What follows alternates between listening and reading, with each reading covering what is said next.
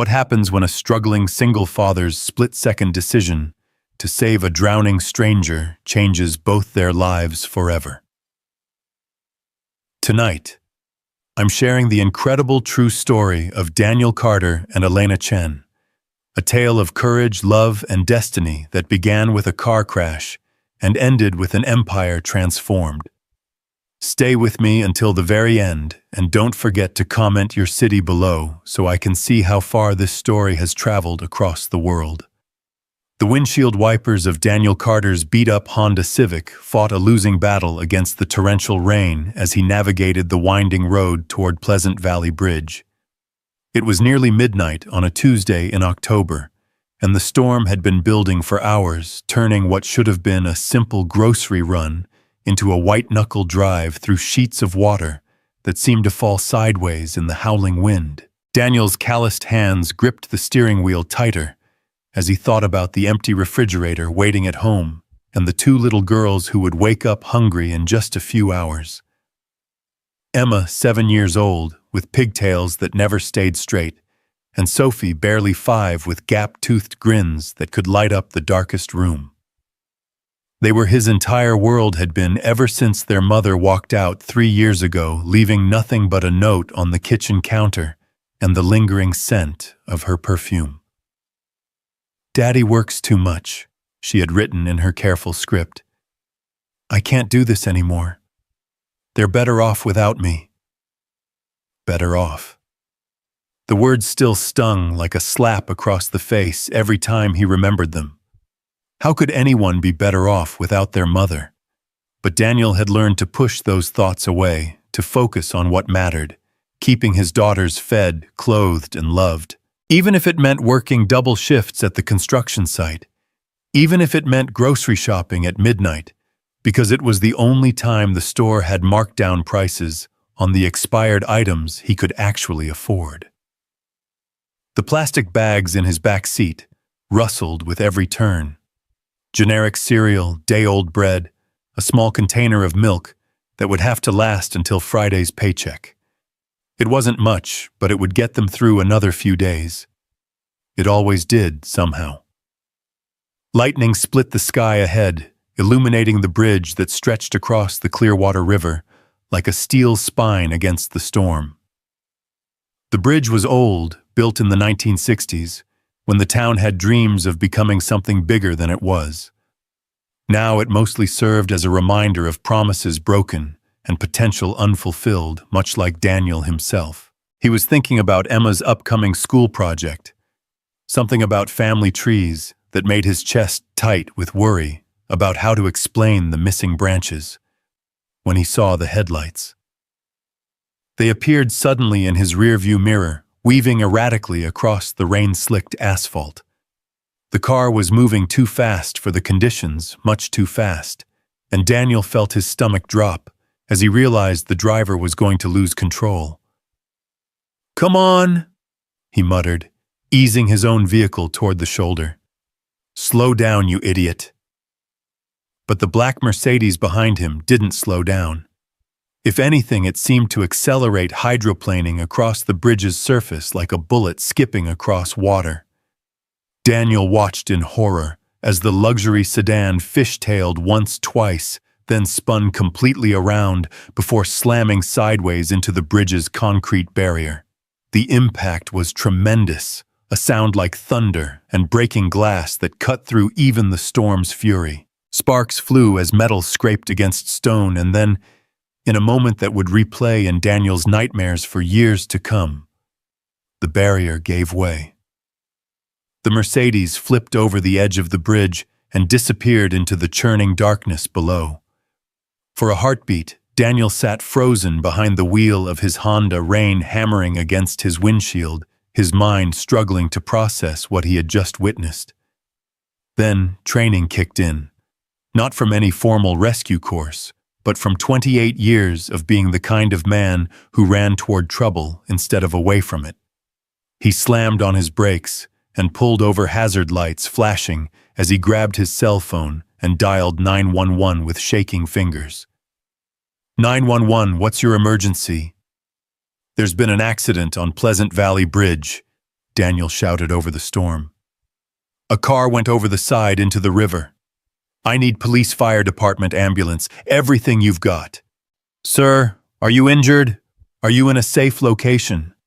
I'm fine, but someone's in the water down there. I'm going after them.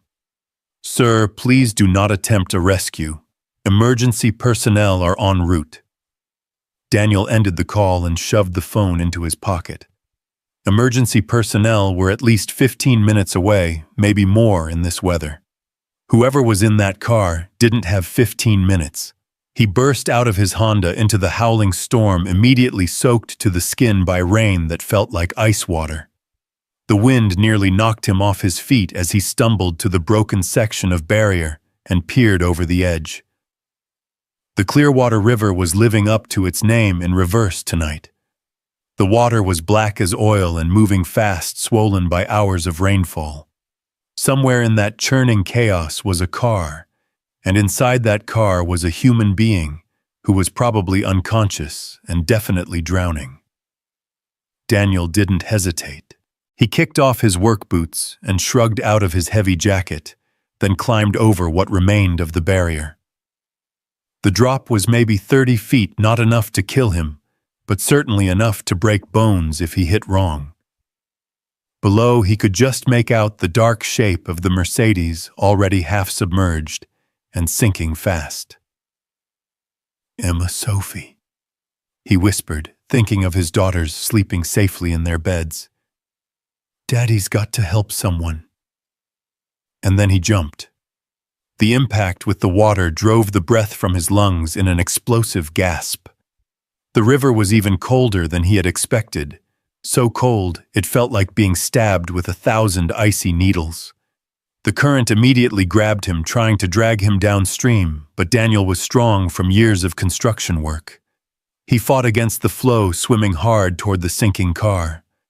By the time he reached the Mercedes, only the roof and part of the rear window were still above water. Daniel took a deep breath and dove his hands, feeling along the car's surface until he found a door handle. Locked. He tried the other doors. All locked. The driver was still inside, trapped, and in another minute or two the car would be completely submerged. Daniel surfaced, gasping, then dove again. This time he felt around until he found a loose piece of debris from the crash, a chunk of concrete from the barrier. It was heavy, awkward to maneuver underwater, but it would have to do. He smashed it against the driver's side window with all his strength.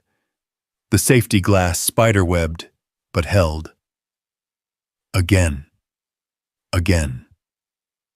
On the fourth try, the window finally gave way, and Daniel felt the current suck him partway into the car as water rushed in. The driver was a woman, unconscious, her seatbelt still fastened. Daniel's lungs were burning, screaming for air, but he forced himself to stay calm as he worked to free her. The seatbelt was jammed, probably from the impact. He braced his feet against the car's frame and pulled with everything he had. The belt snapped. Daniel grabbed the woman around the waist and kicked hard toward the surface, his vision starting to tunnel from lack of oxygen. They broke through just as his strength was giving out, both of them gasping and choking on river water. The woman was conscious now, coughing up water and struggling weakly in his arms.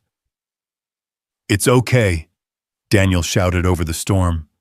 "I've got you. Just try to stay calm." But staying calm was easier said than done. The current was strong, and Daniel was already exhausted from the rescue. The shore seemed impossibly far away, and he could feel his strength ebbing with each stroke. The woman. He could see now that she was Asian, probably in her 30s, wearing what had once been an expensive business suit, was trying to help, but she was clearly a poor swimmer and kept panicking every time a wave washed over their heads. "Listen to me," Daniel said, treading water as he repositioned his grip on her. "My name is Daniel. I'm going to get you to shore, but I need you to trust me. Can you do that?" She nodded, her dark eyes wide with fear, but focusing on his face. "Elena," she gasped. "My name is Elena." "Nice to meet you, Elena. Now hold on tight and let me do the work." What followed was the longest swim of Daniel's life. Fighting against the current, supporting Elena's weight, his muscles screaming with exhaustion, and his lungs burning from the cold air. More than once he thought they weren't going to make it, that the river would claim them both. But every time his strength faltered, he thought about Emma and Sophie waking up to find their father gone, and somehow he found the will to keep going. 20 minutes after jumping from the bridge, Daniel's feet finally touched the muddy bottom of the riverbank. He half-carried, half-dragged Elena out of the water and onto the shore, both of them collapsing in the mud and grass, gasping like landed fish. "Are you hurt?" Daniel asked when he could finally speak. "Anything broken?" Elena shook her head, then immediately winced and touched her forehead. "I think I hit my head when the car flipped. Everything's a little fuzzy. You probably have a concussion. We need to get you to a hospital." In the distance, Daniel could hear sirens approaching. Fire trucks, ambulances, police cars. The cavalry was finally arriving, though 20 minutes too late to do any good. He helped Elena sit up, noticing for the first time that despite being half-drowned and covered in river mud, she carried herself with a certain dignity, a poise that spoke of money and education and a life very different from his own. "You saved my life," she said, looking at him with an expression he couldn't quite read. "You jumped off a bridge in the middle of a storm to save a complete stranger." Daniel shrugged, suddenly uncomfortable with her intense gaze. Anyone would have done the same thing. "No," Elena said firmly. "They wouldn't have. Most people would have called 911 and waited for someone else to handle it." "Yeah, well." Daniel pushed himself to his feet and offered her a hand up. "I've got kids. I know what it's like to need help and not have it come fast enough."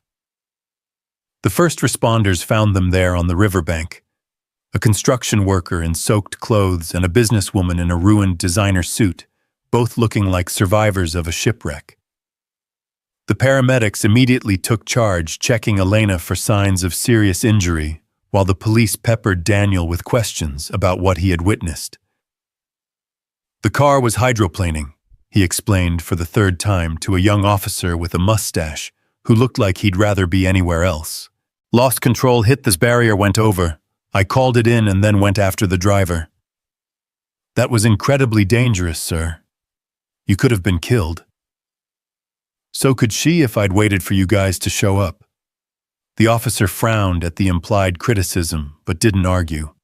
Around them, the bridge had been transformed into a circus of flashing lights and emergency vehicles. A tow truck was already positioning itself to pull the Mercedes out of the river, though Daniel doubted there would be much left to salvage. "Mr. Carter?"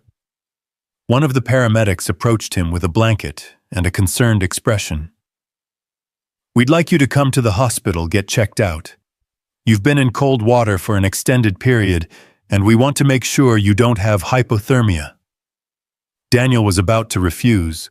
Hospitals were expensive, and he couldn't afford a night away from work, when Elena appeared at his elbow. "Please," she said quietly, "let them check you out.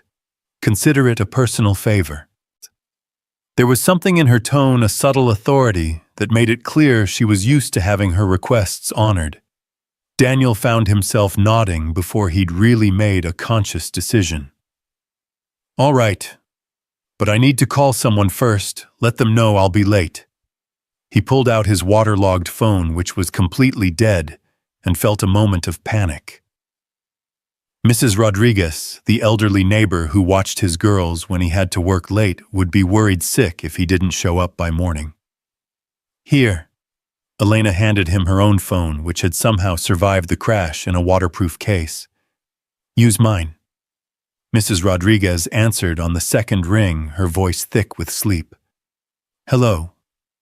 Mrs. Rodriguez, it's Daniel. I'm so sorry to wake you up." "Daniel, mijo, where are you? It's almost 1 a.m. "There was an accident. I'm fine, but I need to go to the hospital to get checked out." Can you stay with the girls until morning?" Of course, of course. But what kind of accident? Are you hurt?" Daniel glanced at Elena, who was being loaded into an ambulance despite her protests that she felt fine. "It's a long story. I'll explain everything when I get home. Kiss Emma and Sophie for me, okay?" "I will. You be careful, mijo. Those girls need their papa."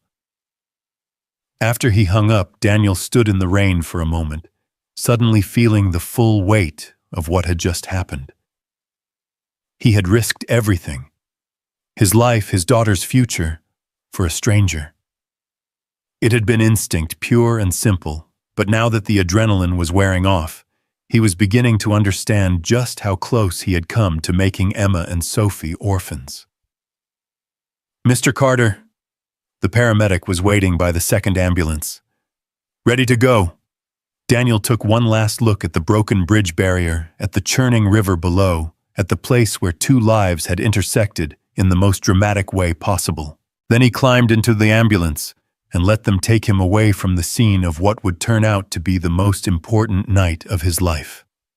At Mercy General Hospital, Daniel endured 2 hours of tests and observations while doctors made sure he hadn't suffered any lasting effects from his impromptu swim.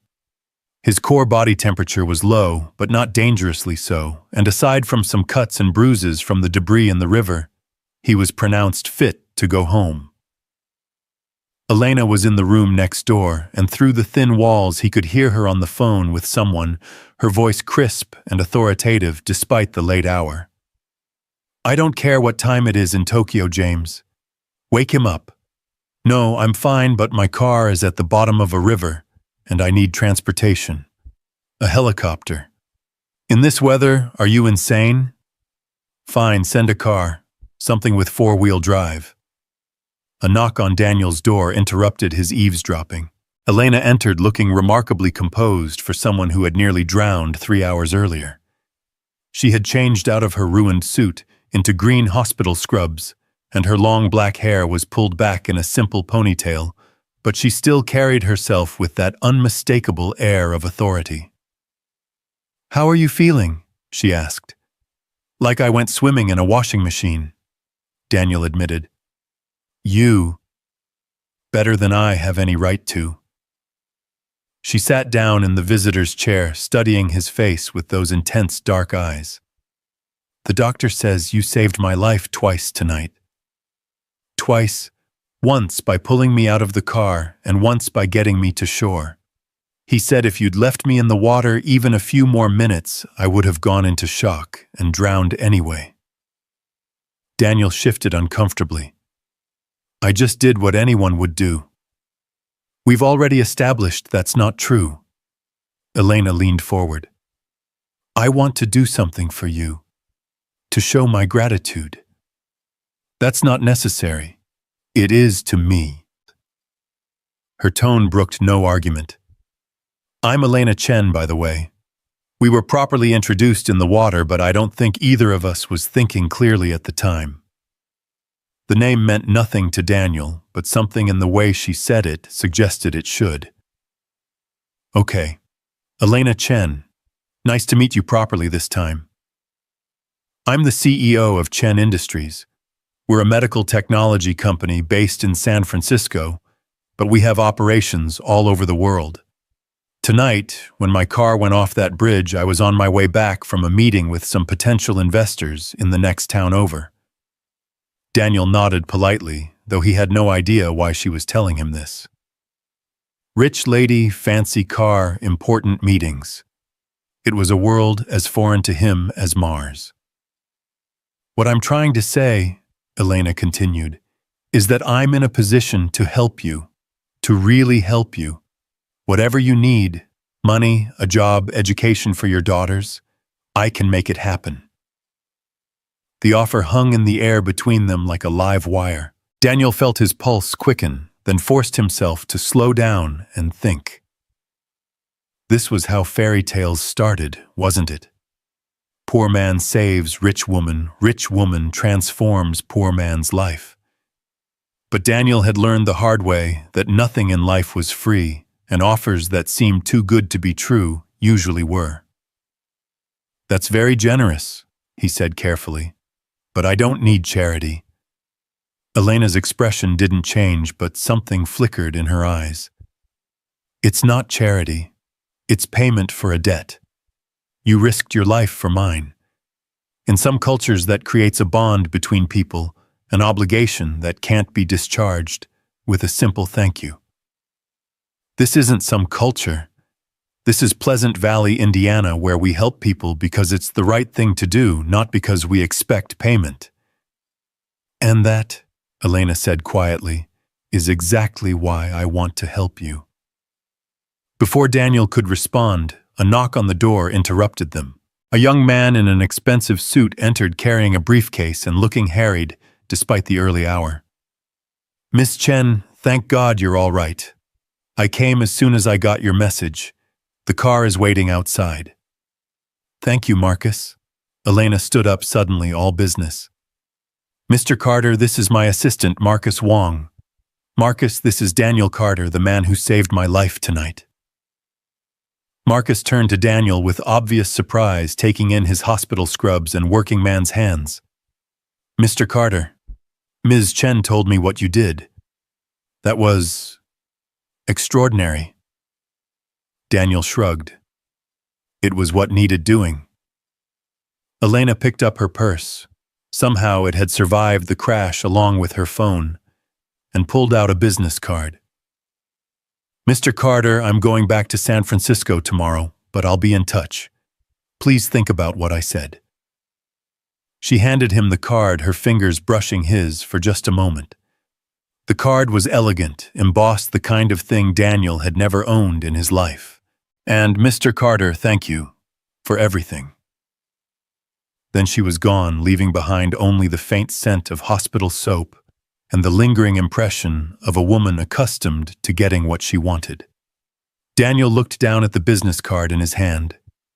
Elena Chen, Chief Executive Officer, Chen Industries. Below her name was a San Francisco address and a phone number with more digits than seemed necessary. He slipped the card into his wallet and tried to put the whole encounter out of his mind. Rich people made grand gestures all the time, he told himself. In a week or two, Elena Chen would be back to her important meetings and billion-dollar deals, and tonight would be nothing more than an interesting story to tell at cocktail parties. The taxi ride home took 20 minutes and cost him $40 he couldn't afford, but Daniel was too exhausted to care.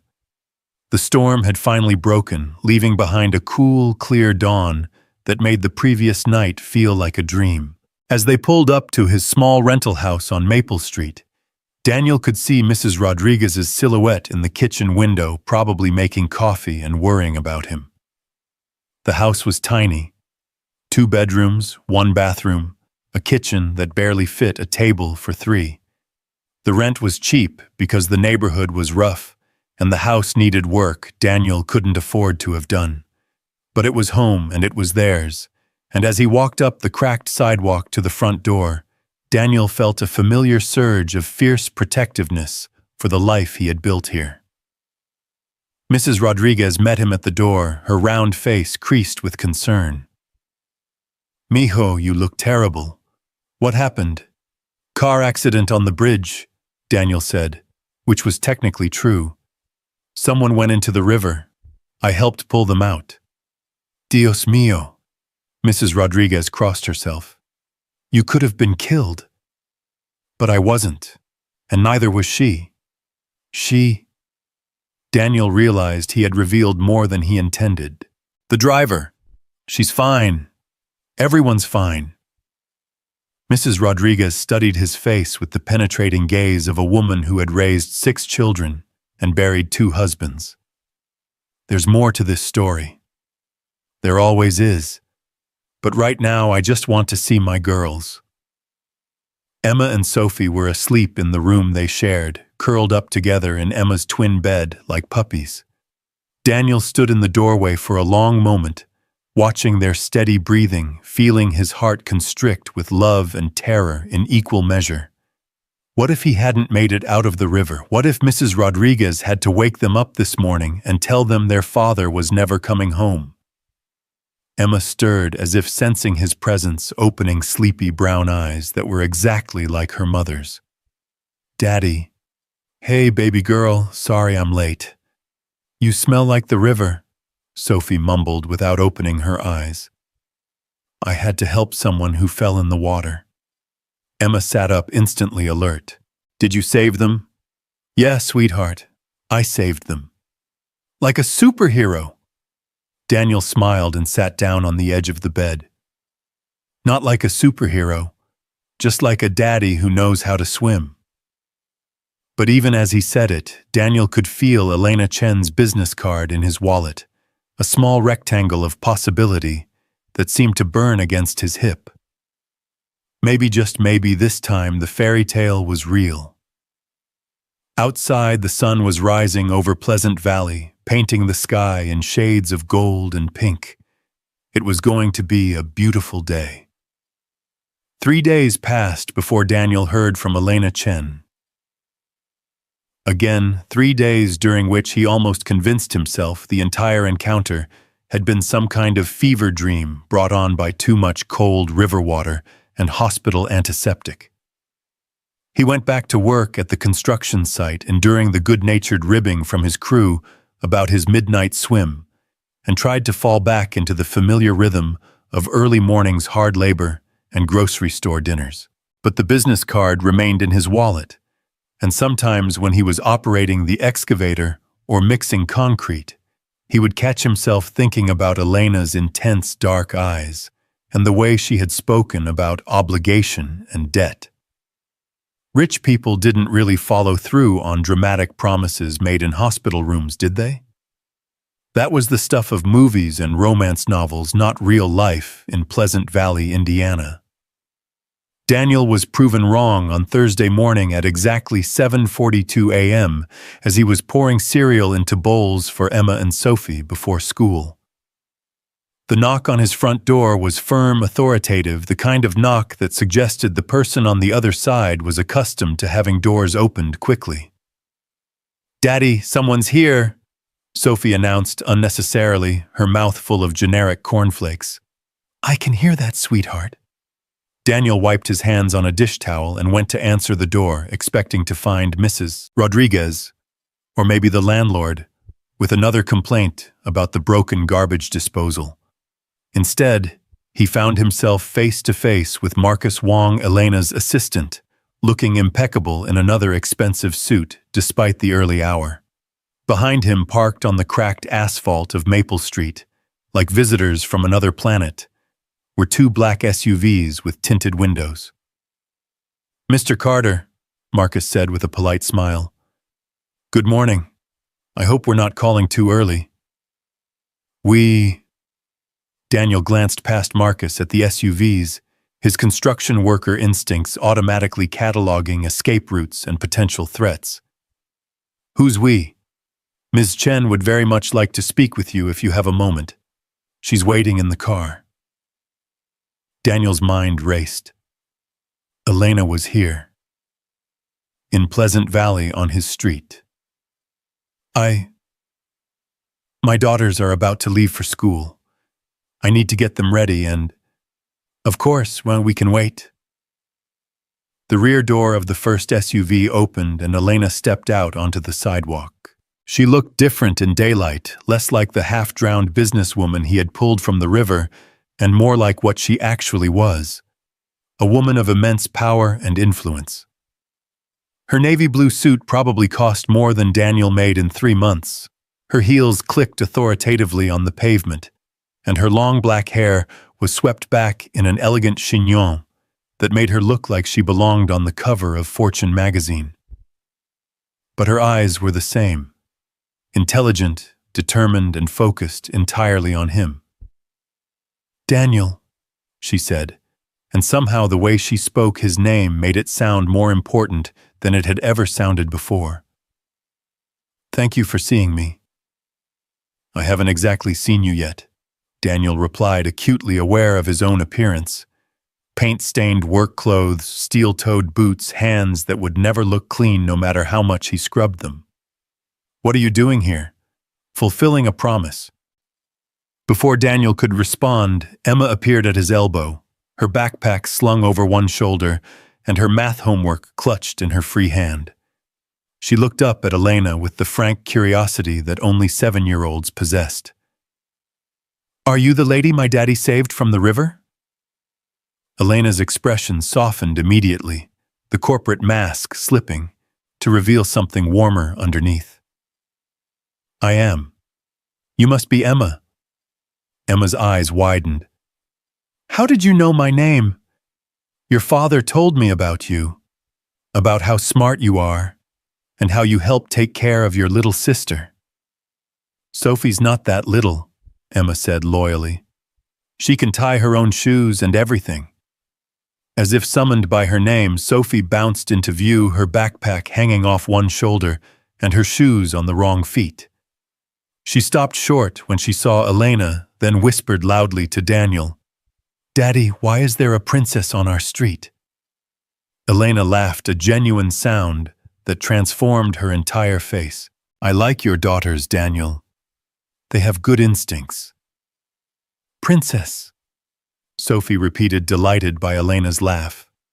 "Are you really a princess?" "Not exactly," Elena said, crouching down to Sophie's level with fluid grace despite her high heels. "But I do live in a very tall building, and I have people who help me make important decisions, so I suppose there are some similarities." "Do you have a crown?" "Sophie," Daniel warned, but Elena held up a hand. "I don't have a crown, but I do have something even better." She reached into her purse and pulled out what looked like a small tablet computer.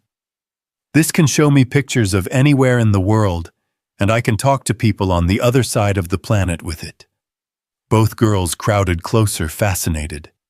Daniel found himself stepping back, watching Elena interact with his daughters, and feeling a strange mixture of pride and unease. Emma and Sophie were good kids, but they weren't used to attention from strangers, especially strangers who looked like they had stepped out of a magazine. "Girls," he said gently, "you need to get going or you'll be late for school." "But Daddy." "No buts. School first, questions later." Emma sighed dramatically, but kissed his cheek before heading toward the street. Sophie followed, but turned back after a few steps. "Princess Elena," she called, "will you be here when I get home?"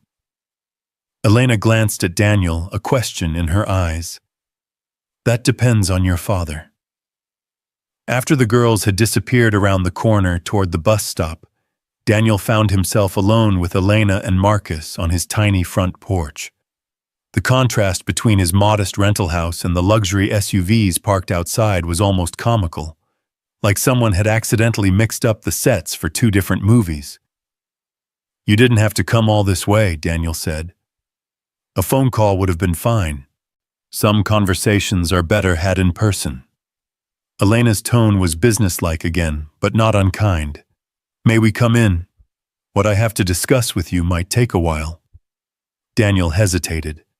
His house was clean but shabby, furnished with second-hand furniture, and held together with determination and duct tape. It wasn't the kind of place where women like Elena Chen usually found themselves. "It's not much," he warned. "I didn't come here to judge your decorating choices, Daniel. I came here to talk." The living room felt even smaller with Elena and Marcus in it. Daniel gestured toward the couch, a hand-me-down from Mrs. Rodriguez's son that sagged in the middle but was comfortable enough, and watched as Elena settled herself with the same grace she would probably display in a boardroom. Marcus remained standing, briefcase in hand, looking like a Secret Service agent guarding the president. Daniel had the uncomfortable feeling that this was all some kind of elaborate setup, though for what purpose he couldn't imagine. "Would you like some coffee?" Daniel offered. "It's not fancy, but it's hot." "That would be lovely." Daniel escaped to the kitchen, grateful for a moment to collect his thoughts. Through the thin walls, he could hear Elena and Marcus speaking in low voices, their conversation too quiet to make out, but clearly business-related. He took his time preparing the coffee, using the good mugs instead of the chipped ones he usually used, and trying to figure out what Elena could possibly want from him. When he returned to the living room, Marcus was opening his briefcase and Elena was examining a framed photo of Emma and Sophie that sat on the side table. The picture had been taken last summer at the county fair. Both girls grinning at the camera, cotton candy staining their faces, Daniel's arms wrapped around them both. "They look happy," Elena observed. "They are happy." Daniel set the coffee mugs on the table and sat down across from her. Most of the time, anyway. But it's not easy, raising two children alone. It wasn't a question, and Daniel didn't bother to deny it. Nothing worthwhile is easy. Elena smiled at that, the first genuinely warm expression he had seen from her since she'd arrived. "You sound like my grandmother. She used to say that success without struggle was just luck, and luck always runs out eventually." Smart woman. She was. She came to this country from Taiwan with nothing but the clothes on her back and a recipe for soup dumplings. By the time she died, she owned 3 restaurants and had put 4 children through college. Daniel sipped his coffee and waited. Elena was leading up to something, he could tell, but she was taking her time getting there. He had the sense that she was a woman who never did anything without a plan, who calculated every move like a chess player thinking 10 steps ahead. "Daniel," she said finally, "what do you know about Chen Industries?" "Nothing, really. You said you make medical technology." "We do much more than that." Elena set down her coffee mug and leaned forward slightly. "We're one of the largest private medical research companies in the world. We develop new treatments for cancer, heart disease, diabetes. We build hospitals in underserved communities. We provide medical equipment to disaster zones." "That's impressive." "It's also expensive. Very expensive. The kind of work we do requires enormous amounts of capital. Brilliant researchers and partnerships with institutions around the world." Elena paused, studying his face. "But most importantly, it requires leadership. People who understand that business isn't just about profit margins and stock prices." Daniel was beginning to see where this was heading, and he didn't like it. "Ms. Chen..." "Elena, please." "Elena, I appreciate whatever this is you're trying to do, but I'm not the person you think I am. I'm a construction worker. I operate heavy machinery and pour concrete.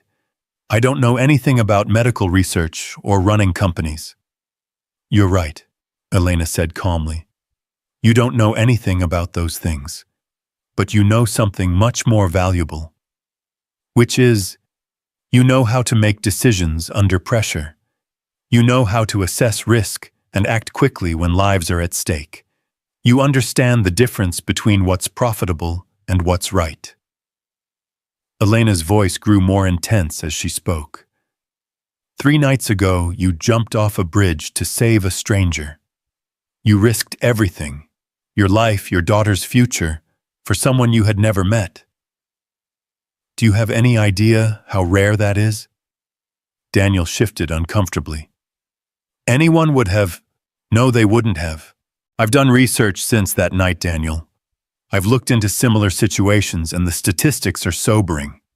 Less than 5% of people would have done what you did.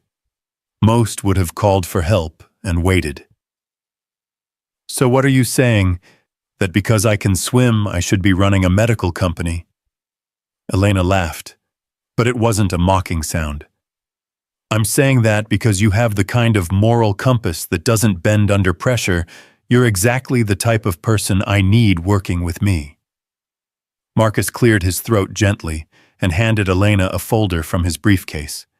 She opened it and spread several documents across the coffee table. "I'm offering you a job, Daniel. Director of Community Outreach for Chen Industries. Your job would be to identify communities that need medical facilities, to work with local leaders, to determine what kind of help would be most beneficial, and to oversee the construction and implementation of new clinics and hospitals. Daniel stared at the papers spread before him. Even upside down, he could see salary figures that made his head spin, benefit packages that included full medical coverage and college funds for Emma and Sophie relocation assistance to San Francisco. "This is insane," he said quietly. "Is it? You have construction experience, so you understand how buildings are put together. You're a single father, so you know firsthand how important accessible healthcare is for families. You've lived in communities like Pleasant Valley your whole life, so you understand what these places need and what they don't need. I don't have a college degree. I don't have any business experience. You'll get the education you need. Chen Industries has partnerships with several universities. You can take classes while you work, or take a sabbatical to complete a degree program, whatever you prefer." Daniel picked up one of the documents, his eyes scanning the job description. Community outreach, project management, liaison with local governments and healthcare providers. It all sounded impossibly sophisticated, far beyond anything he had ever imagined for himself. "Why me?" he asked. "You could hire someone with an MBA, someone who already knows how to do this job." "I could," Elena agreed. "I've hired plenty of people with MBAs, and some of them have been excellent. But here's what I've learned in 10 years of running this company. Technical skills can be taught. Vision can be developed. But integrity, the kind of character that makes a man jump off a bridge to save a stranger, that can't be trained or purchased. You either have it or you don't." Daniel set the document back on the table and rubbed his temples. This was too much, too fast. 3 days ago, his biggest concern had been whether he could afford to fix the washing machine before it broke down completely. Now he was being offered a chance to completely transform his life, to give Emma and Sophie opportunities he had never dreamed possible. "I need to think about this," he said. "Of course, take all the time you need."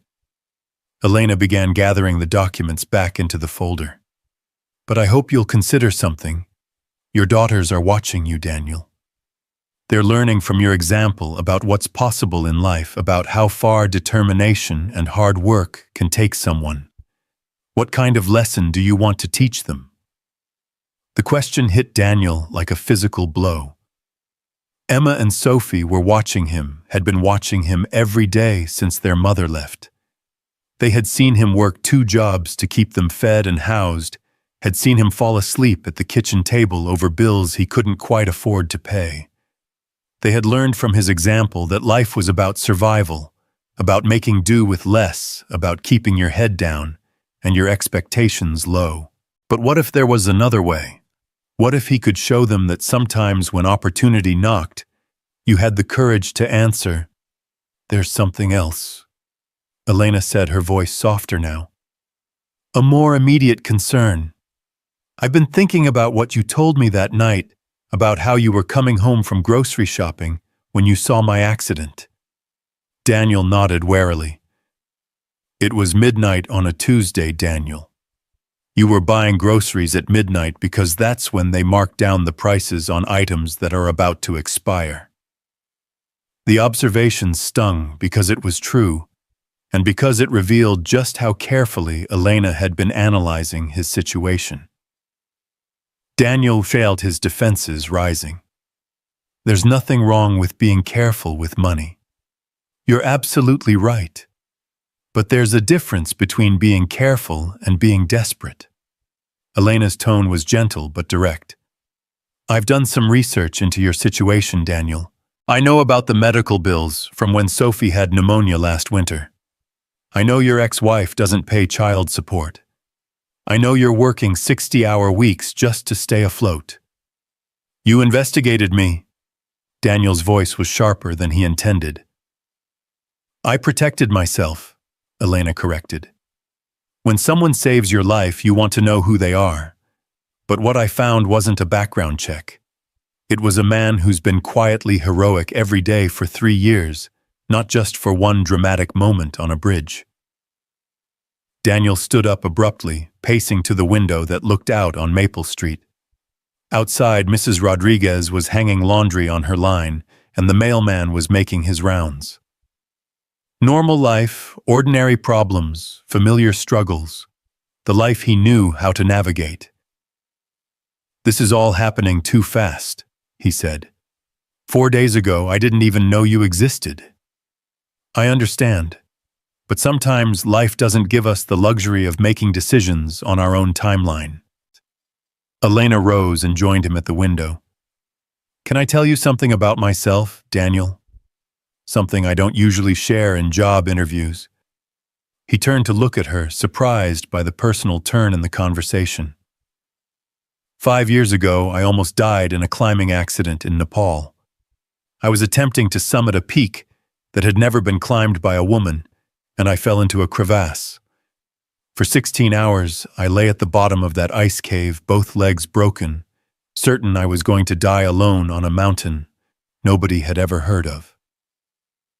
Elena's voice was matter-of-fact, but Daniel could hear the echo of old terror underneath.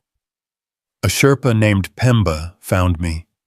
He had no reason to risk his life for a foolish American woman who had bitten off more than she could chew. He could have marked my location and gone for help, waited for a proper rescue team. Instead, he rappelled down into that crevasse and carried me out on his back." "Did you offer him a job too?"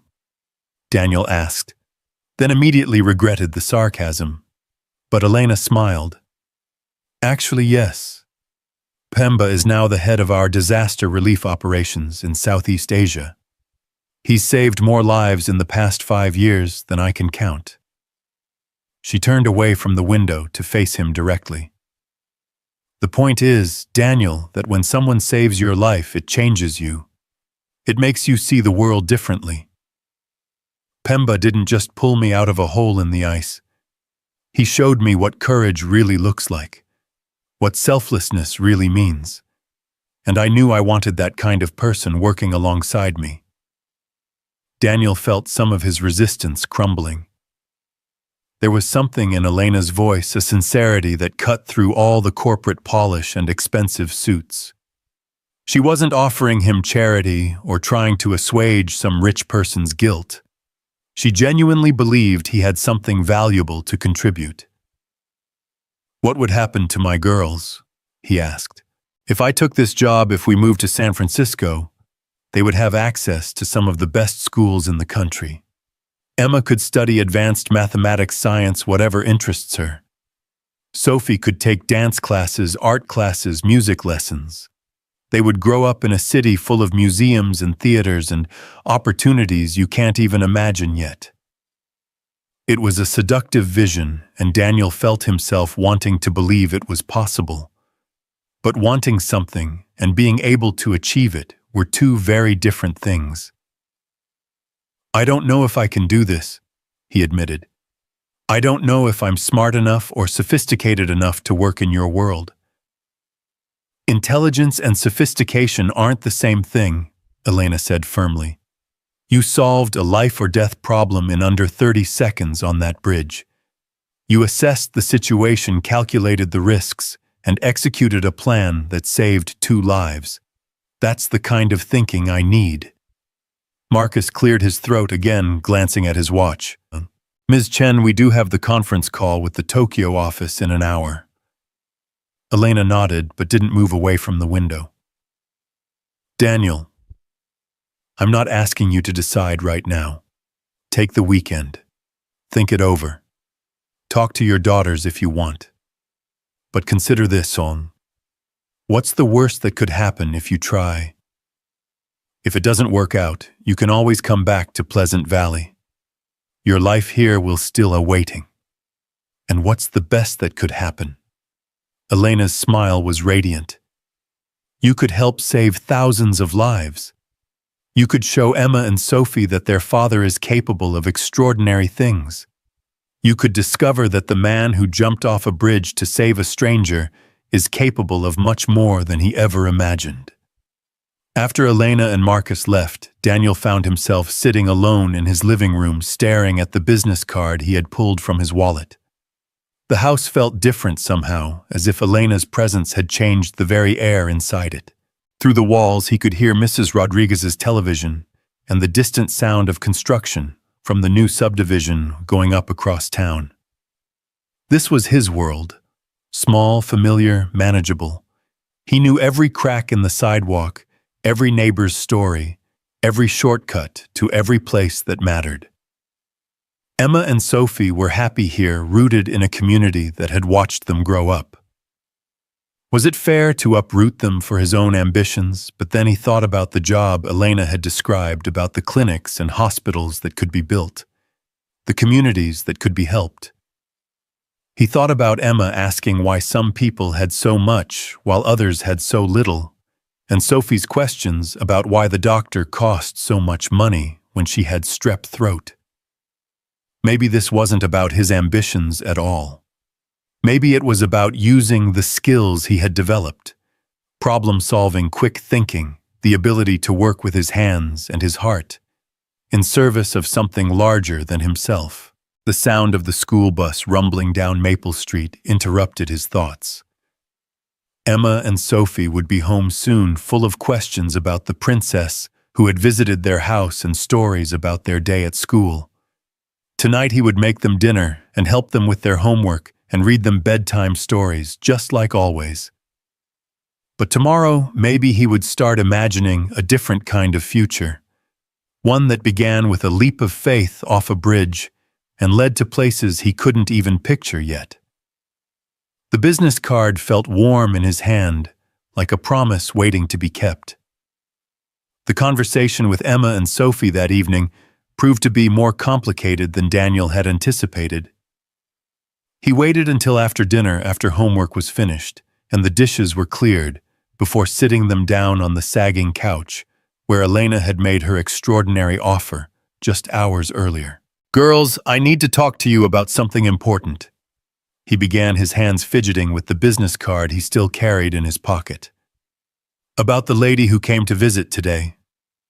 "Princess Elena!" Sophie exclaimed, bouncing on the cushions. "Is she coming back? Can we show her my drawings?" "Maybe, sweetheart. But first, Daddy needs to tell you something. She offered me a job, a new job in a different city." Emma's expression immediately grew serious. At 7 years old, she had already learned to read between the lines of adult conversations, to listen for the things that weren't being said out loud. "Would we have to move? We might. To California.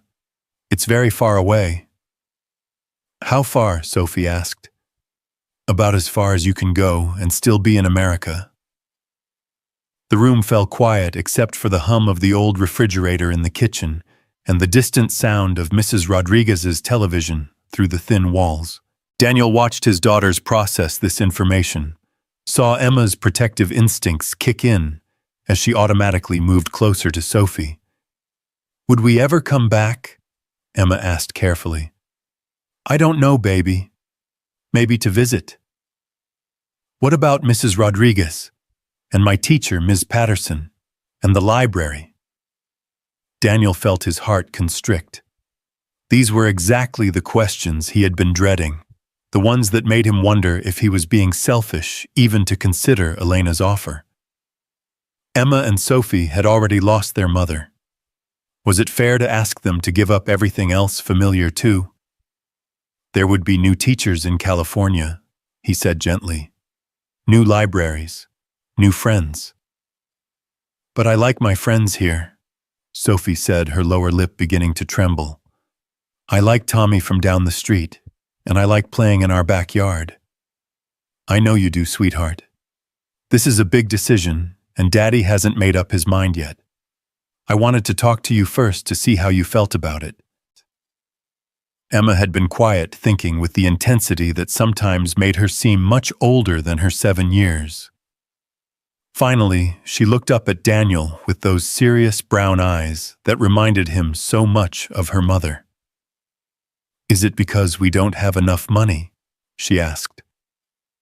The question caught Daniel off guard. He had tried so hard to shield his daughters from his financial struggles to make their small life feel secure and abundant, despite the constant worry about bills and groceries and unexpected expenses. What makes you ask that, Em? I heard you on the phone with the man about the car payment. And sometimes you don't eat dinner, so there's more for me and Sophie. Daniel's throat tightened. He thought he had been so careful, so discreet about the sacrifices he made to keep them fed and housed.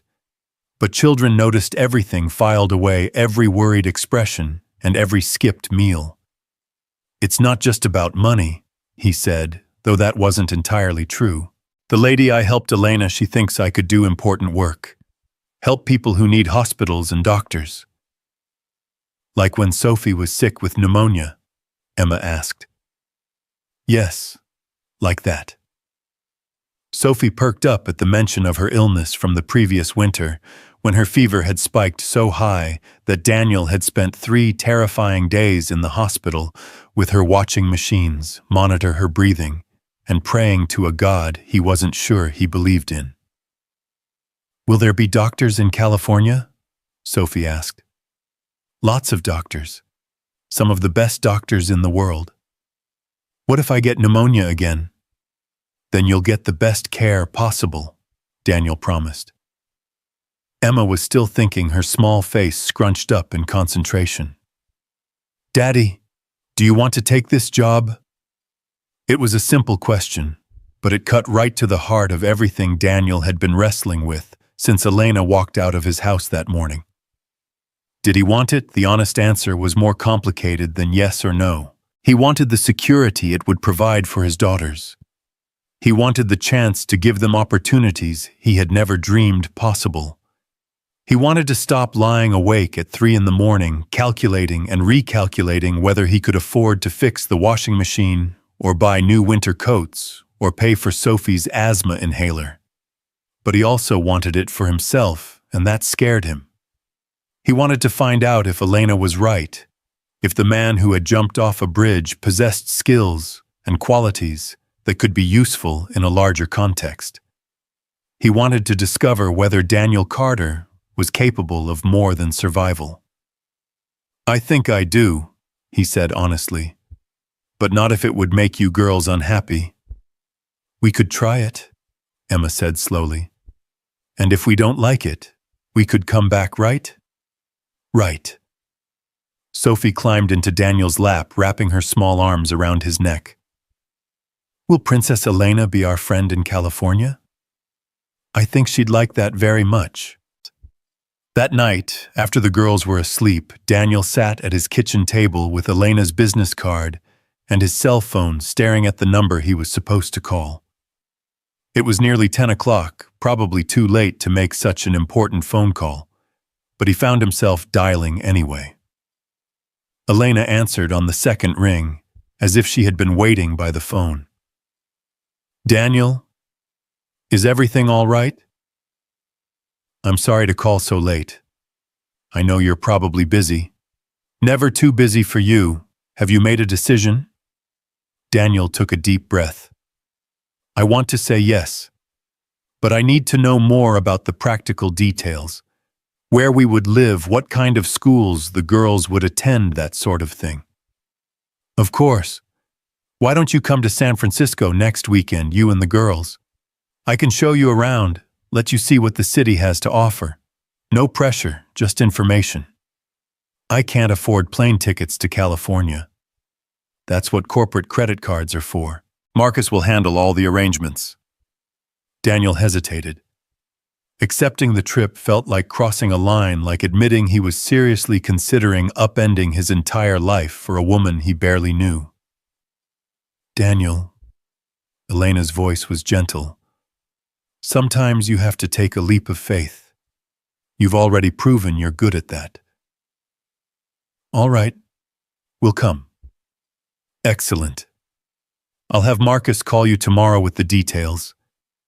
And Daniel, thank you for trusting me with this. After he hung up, Daniel sat in his quiet kitchen for a long time, listening to the familiar sounds of the house settling around him. In 12 hours, his carefully ordered world had been turned completely upside down. Tomorrow, he would have to call his supervisor and ask for time off.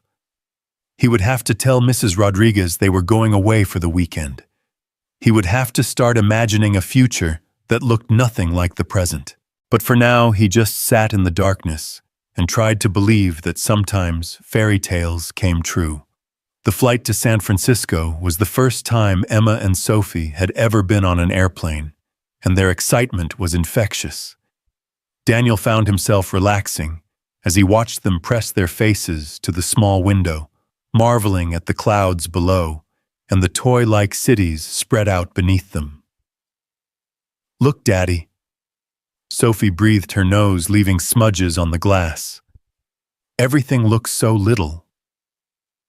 "That's because we're very high up," Emma explained with the authority of someone who had recently learned about altitude in school. "We're probably flying through the atmosphere." Daniel smiled and settled back in his seat, which was far more comfortable than anything he had expected.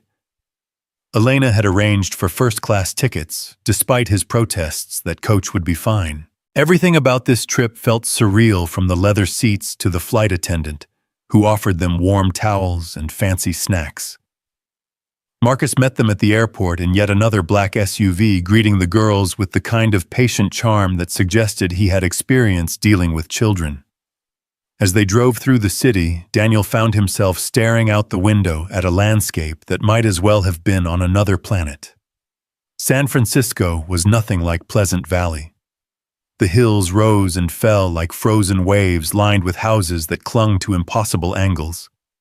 The bay stretched out blue and endless, dotted with sailboats and cargo ships. Everything was bigger, brighter, more intense than anything Daniel had ever experienced. "Where are all the farms?" Sophie asked, pressing her face to the window. "There aren't many farms in the city," Marcus explained. "But there are parks and beaches and museums, lots of things to explore."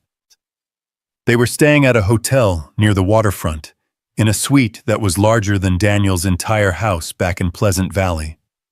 The girls ran from room to room, exclaiming over the marble bathroom and the view of the bay, while Daniel stood in the living area feeling completely out of place. "This is too much," he said when Marcus handed him the key cards. "We don't need all this space." "Ms. Chen wanted you to be comfortable. She'll pick you up for dinner at 7 if that works for you." After Marcus left, Daniel helped the girls unpack their small suitcases and tried to process everything that was happening. This morning, they had been in Indiana. Tonight, they would be having dinner with one of the most powerful businesswomen in the country. It felt like some kind of elaborate dream. Elena arrived at 7 o'clock sharp, dressed more casually than Daniel had yet seen her. Instead of a business suit, she wore dark jeans and a cream-colored sweater that made her look younger, more approachable. But she still carried herself with that unmistakable air of authority that seemed to bend the world around her to her will. "How was your flight?" she asked, crouching down to greet Emma and Sophie at their eye level. "We were above the clouds," Sophie announced, "and they gave us peanuts in a real bowl." "That sounds very exciting. Are you hungry? I thought we could go somewhere special for dinner." The restaurant Elena chose was unlike anywhere Daniel had ever eaten. It overlooked the bay with floor-to-ceiling windows that provided a panoramic view of the water and the city lights beginning to twinkle in the gathering dusk. The maitre d' greeted Elena by name and led them to a table that had clearly been reserved in advance. "This is really nice," Emma said politely, her eyes wide as she took in the elegant surroundings. "I'm glad you like it. I thought you might enjoy watching the boats in the bay while we eat." As if on cue, a large sailboat glided past the windows, its white sails catching the last rays of sunlight. Sophie clapped her hands in delight, and even Emma forgot to be sophisticated for a moment. Over dinner, fish for the adults, chicken nuggets for the girls, because Elena had somehow known to ask for a children's menu. They talked about San Francisco, about the differences between city life and small-town life, about the opportunities that might await them here. "There's an excellent elementary school just a few blocks from where you'd be living," Elena told Emma. "They have a science program that includes marine biology field trips to the bay." "What's marine biology?" Sophie asked. "It's the study of fish and whales and all the creatures that live in the ocean," Elena explained. "Scientists here have discovered new species of fish that nobody knew existed before." Daniel watched his daughter's faces light up with interest and felt a familiar tug of possibility. Back in Pleasant Valley, the most exotic wildlife they encountered were the raccoons that got into the garbage cans. Here, apparently, children could study creatures from the depths of the Pacific Ocean. "What about dance classes?" Sophie asked hopefully. "Could I learn to be a ballerina?" "There are several excellent dance studios in the city. Ballet, jazz, modern dance, whatever interests you." "And what about you, Emma? What would you like to learn?" Emma considered the question seriously. "I like math and reading. Are there good libraries here?" "Some of the best in the world. The main library downtown has more books than you could read in 10 lifetimes. And there are museums where you can learn about everything from dinosaurs to space exploration." As the evening progressed, Daniel found himself relaxing in ways he hadn't expected. Elena was wonderful with his daughters, patient with their questions, and genuinely interested in their thoughts and opinions. She didn't talk down to them or try to impress them with adult sophistication. Instead, she seemed to understand that they were intelligent people who happened to be small. "Elena," Emma said as dessert arrived, "why did you want my daddy to work for you?" It was a direct question, the kind only children asked, and Daniel felt himself tense slightly. But Elena didn't seem fazed. "Because your father is a very special person," she said seriously. "He has the kind of courage that most people only read about in books. When he saw that I was in trouble, he didn't hesitate to help, even though it was dangerous for him." "Daddy's always helping people," Sophie said matter-of-factly. "He helped Mrs. Martinez when her husband got sick, and he fixed Mr. Johnson's fence when the storm knocked it down." "That doesn't surprise me at all. People who are truly brave aren't brave just once. They're brave every day in small ways and big ways." Daniel felt heat rise in his cheeks. "Elena, it's true," she said, looking directly at him. "And that's exactly the kind of person I need working with me. Someone who understands that helping people isn't just a job, it's a way of life." Later, as Elena walked them back to their hotel, Daniel found himself walking slightly behind with her, while the girls ran ahead chattering excitedly about everything they had seen. "They're remarkable children," Elena said. "You should be very proud." "I am. They're the best thing I've ever done. I can see that, and I can see how much they love you. They feel safe with you, secure. That's not something you can fake." Daniel glanced at her, wondering if there was a story behind that observation. "Did you feel safe when you were their age?" Elena was quiet for a moment. "My parents were very focused on success, achievement. They wanted me to be the best at everything. The best student, the best violinist, the best daughter. Safety wasn't really part of the equation." "Is that why you started your own company, to prove something to them?" "Maybe. Or maybe to prove something to myself." Elena smiled, but there was something sad in her expression. "It's taken me a long time to understand the difference." They had reached the hotel, and Emma and Sophie were already in the lobby admiring the enormous flower arrangement that dominated the central atrium. Daniel paused before going inside, looking back at the city spread out behind them. "This is all so different from what I know," he said. Sometimes I wonder if I'm crazy to even consider it. The best decisions usually feel a little crazy at first. If they didn't, everyone would make them. What if I fail? What if I'm not smart enough or capable enough to do the job you're offering me? Elena turned to face him, her expression serious. Daniel, 3 days ago you saved my life. Tomorrow I want to show you something that might change your perspective on what you're capable of. The next morning, Elena picked them up in a different car, a more modest sedan that didn't attract quite so much attention. They drove south from the city, through rolling hills covered in vineyards and oak trees, until they reached a small town that reminded Daniel a little of Pleasant Valley, though the landscape was completely different. This is Oakvale, Elena explained as they parked in front of a modern building that looked like it had been built recently. Population about 8,000, mostly agricultural workers and their families. The building turned out to be a medical clinic, gleaming and new, with a sign that read, Chen Industries Community Health Center. Elena led them through the front doors, into a bright, welcoming space filled with families waiting to see doctors. This is what Chen Industries does, Elena said, gesturing around the clinic. 6 months ago, this building didn't exist. The nearest hospital was 40 miles away, and most of the families here couldn't afford to take time off work to make that trip. A middle-aged Latina woman in scrubs approached them, her face lighting up when she saw Elena. Ms. Chen, what a wonderful surprise. Are you here for the pediatric wing dedication? Actually, Dr. Morales, I wanted to show some friends around. Daniel, this is Dr. Carmen Morales, the clinic director. Carmen, this is Daniel Carter and his daughters Emma and Sophie. Dr. Morales shook Daniel's hand warmly. Any friend of Ms. Chen's is welcome here. Would you like a tour? As they walked through the clinic, Dr. Morales explained how the facility served the community. They had a full-time staff of doctors and nurses, a pharmacy that provided medications at cost, and a mobile unit that visited the surrounding farms to provide care for workers who couldn't leave their chums. Before this clinic opened, we were losing people to preventable diseases, Dr. Morales said.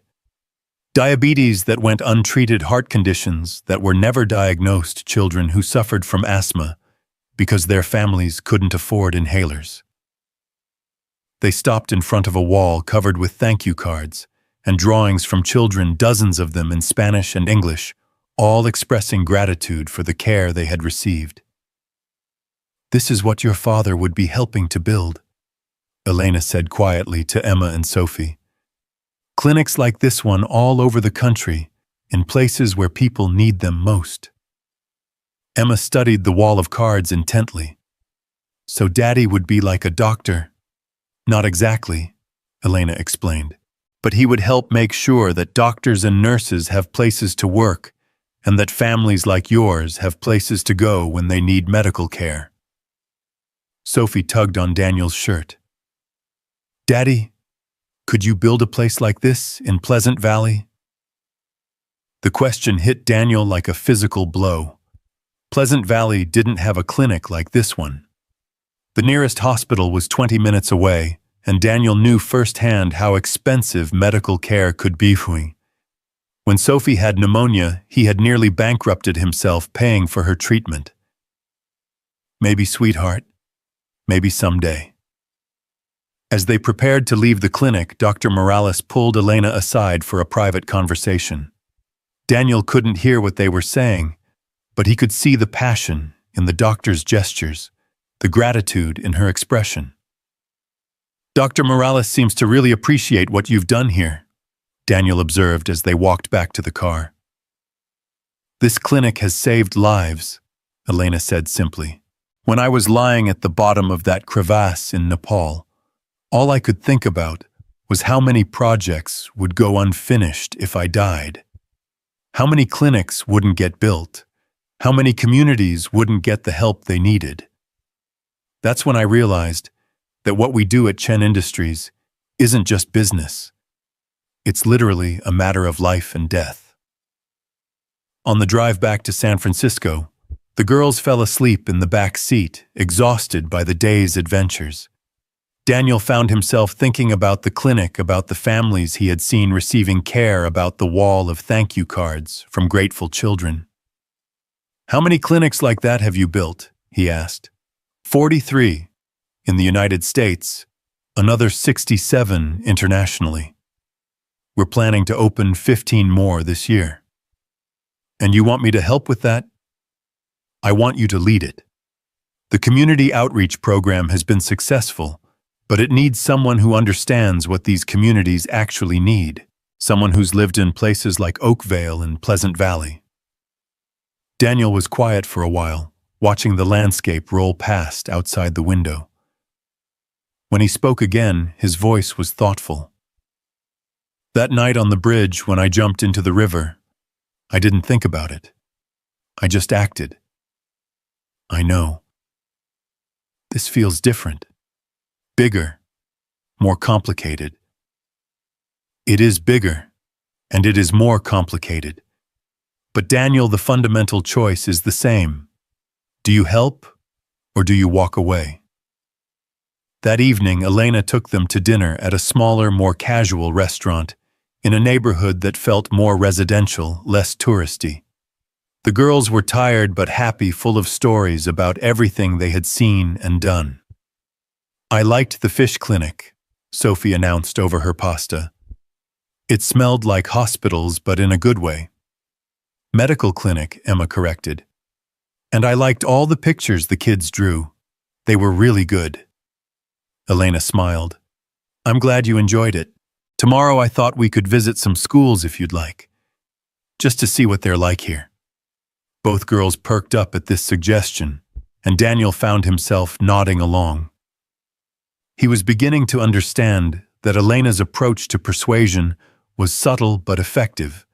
She wasn't trying to convince him with arguments or pressure, but simply showing him what was possible. "Elena," he said, as they walked back to the hotel after dinner, "can I ask you something personal?" "Of course." "Do you have children?" Elena was quiet for a moment, and Daniel wondered if he had overstepped some boundary. But when she answered, her voice was thoughtful rather than defensive. "No. I always assumed I would someday, when the company was more established and I had more time. But someday has a way of never arriving." "Do you regret that?" "Sometimes. Especially when I meet children like Emma and Sophie. They remind me that there are important things in life beyond quarterly reports and board meetings." Daniel glanced at his daughters, who were walking ahead of them, still chattering about their day. "They're what keep me grounded. When everything else in life gets complicated, they're what makes sense." "That's a gift, Daniel. Not everyone is lucky enough to have that kind of clarity about what really matters." That night, after the girls were asleep in their hotel beds, Daniel stood at the window looking out at the San Francisco Bay. The city lights reflected on the water like scattered diamonds, and in the distance he could see the outline of the Golden Gate Bridge, iconic and majestic against the dark sky. His phone buzzed with a text message from Mrs. Rodriguez. "How is California, mijo? The girls having fun?" Daniel typed back. "They love it here. Lots to see and do." "And you? Are you thinking about staying?" Daniel stared at the question for a long time before responding. "I think I might be." 3 dots appeared immediately, indicating that Mrs. Rodriguez was typing a response. "Follow your heart, Daniel. Those girls need to see their papa reach for his dreams." Daniel smiled and put the phone away. Mrs. Rodriguez had known him since he was Emma's age, had watched him grow up on Maple Street, marry his high school sweetheart, struggle through his divorce. If anyone understood the magnitude of the decision he was facing, it was her. Tomorrow, they would visit schools and explore more of the city. Tomorrow, he would have to start making concrete decisions about the future. But tonight, he stood at the window of a luxury hotel and allowed himself to imagine what it would be like to build a life in this place, to give his daughters opportunities he had never dreamed possible, to be part of something larger than himself. Outside, the city hummed with possibility, and for the first time since Elena Chen had walked into his life, Daniel began to believe that fairy tales might be real after all. The decision to accept Elena's offer came not with fanfare or dramatic revelation, but quietly over breakfast in their hotel room, while watching Emma help Sophie cut her pancakes into perfect squares. Daniel realized that he had already made his choice somewhere between the medical clinic in Oakvale and the moment Sophie had asked if he could build a place like that in Pleasant Valley. "I want to say yes," he told Elena when she called that morning to check on their plans for the day. "But I need time to tie up loose ends back home. Give my supervisor proper notice, find someone to take over my apartment lease, that sort of thing." "Of course. Take all the time you need. When do you think you could start?" Daniel looked around the hotel room that had become their temporary home at his daughters, who were already talking about which schools they wanted to visit and whether they could learn to surf. 6 weeks, maybe 8. Perfect. Marcus will handle all the relocation details, and Daniel, welcome to Chen Industries. The flight back to Pleasant Valley felt different from the journey out.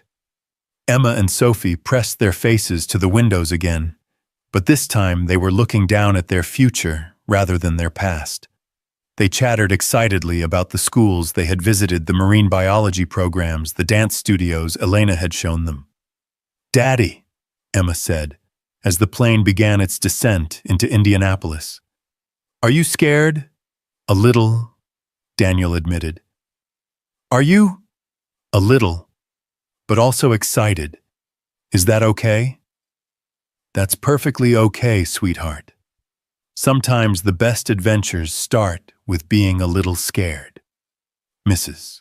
Rodriguez was waiting in her front yard when their taxi pulled up to Maple Street, and the sight of her familiar figure made Daniel's chest tighten with unexpected emotion. This woman had been more than a neighbor. She had been a grandmother to his girls, a confidant during his darkest moments, a constant source of support and wisdom. "Mijo," she said, wrapping him in a fierce hug that smelled like vanilla and fabric softener. "You look different." "Do I? Taller, maybe. Or maybe just more hopeful." That evening, after the girls were in bed, and Mrs. Rodriguez had been thoroughly briefed on every detail of their California adventure, Daniel sat at his kitchen table with a notebook and began making lists. Things to do before the move, people to call, arrangements to make. The list grew longer as he thought about everything that would need to happen over the next 6 weeks. Canceling utilities, forwarding mail, saying goodbye to the life he had built here. But with each item he wrote down, he felt a growing sense of excitement rather than loss. The hardest conversation came the next morning when he sat down with his supervisor at the construction site to explain that he would be leaving. "California." Bob Henley removed his hard hat and scratched his graying head. "Jesus, Danny, that's one hell of a career change." "I know it sounds crazy. Sounds like an opportunity. Those don't come along very often for guys like us." Bob extended his weathered hand. "You're a good worker, Danny. Best I've had in 20 years. But you're also smart enough to know when it's time to move on." Daniel shook the offered hand, surprised by how emotional the simple gesture made him feel. "Thanks, Bob, for everything. Keep in touch, will you? Let us know how it goes out there in the land of fruits and nuts." Word of Daniel's impending departure spread quickly through Pleasant Valley's close-knit community. Over the following days, he found himself having similar conversations with teachers, neighbors, the pharmacist who had helped him when Sophie was sick, the mechanic who had kept his Honda running on prayer and determination. Each goodbye was harder than he had expected, not because he was having second thoughts, but because he was finally understanding how deep his roots in this place really were. Pleasant Valley might not have offered much in terms of opportunity or excitement, but it had given him something precious, a community that cared about him and his daughters. "You're doing the right thing," Ms. Patterson, Emma's teacher, assured him during their final parent conference. "Emma is gifted, Daniel. She needs challenges that we simply can't provide here. But don't let her forget where she came from." "I won't," Daniel promised. "Pleasant Valley will always be home." As the weeks passed and the move drew closer, Daniel found himself living in two worlds simultaneously. During the day, he went through the motions of his old life, work errands, the familiar routines that had sustained him for years. But in the evenings, he talked to Elena on the phone about his new position, received packages from Marcus containing contracts and relocation information, and helped Emma and Sophie research their new schools online. "Daddy, look," Sophie announced one evening, showing him a website on Elena's tablet, which had somehow made its way into their possession. "My new school has a playground with a castle on it. And mine has a library with 3 floors, Emma added. 3 whole floors of books." Daniel smiled at their enthusiasm, but he also noticed the way they still said "my new school" rather than "my school," as if they were still trying on the idea for size. The transition was harder for them, Simma, than they let on he knew. Emma especially was old enough to understand what they were leaving behind. One evening, about 3 weeks before their scheduled departure, Daniel was packing boxes in his bedroom when he heard a soft knock on his door. Emma peeked her head and her expression unusually serious. "Daddy, can I talk to you?" "Of course, baby. Come here." Emma climbed onto the bed and settled beside him, picking at the comforter with nervous fingers. "Are you sure we're doing the right thing? Why do you ask?" "I heard Cassie's mom talking to Mrs. Johnson at the grocery store. She said you were getting too big for your britches and that California would chew you up and spit you out." Daniel felt a flash of anger at whoever had been gossiping about his family where his daughter could overhear, but he forced his voice to remain calm. "What do you think about that?" "I think Cassie's mom doesn't know you very well. You saved a lady from drowning Daddy. If you can do that, you can do anything." Daniel pulled Emma close, marveling once again at the wisdom that seemed to come so naturally to his 7-year-old daughter. "You know what, I think you're right. But I'm still a little scared."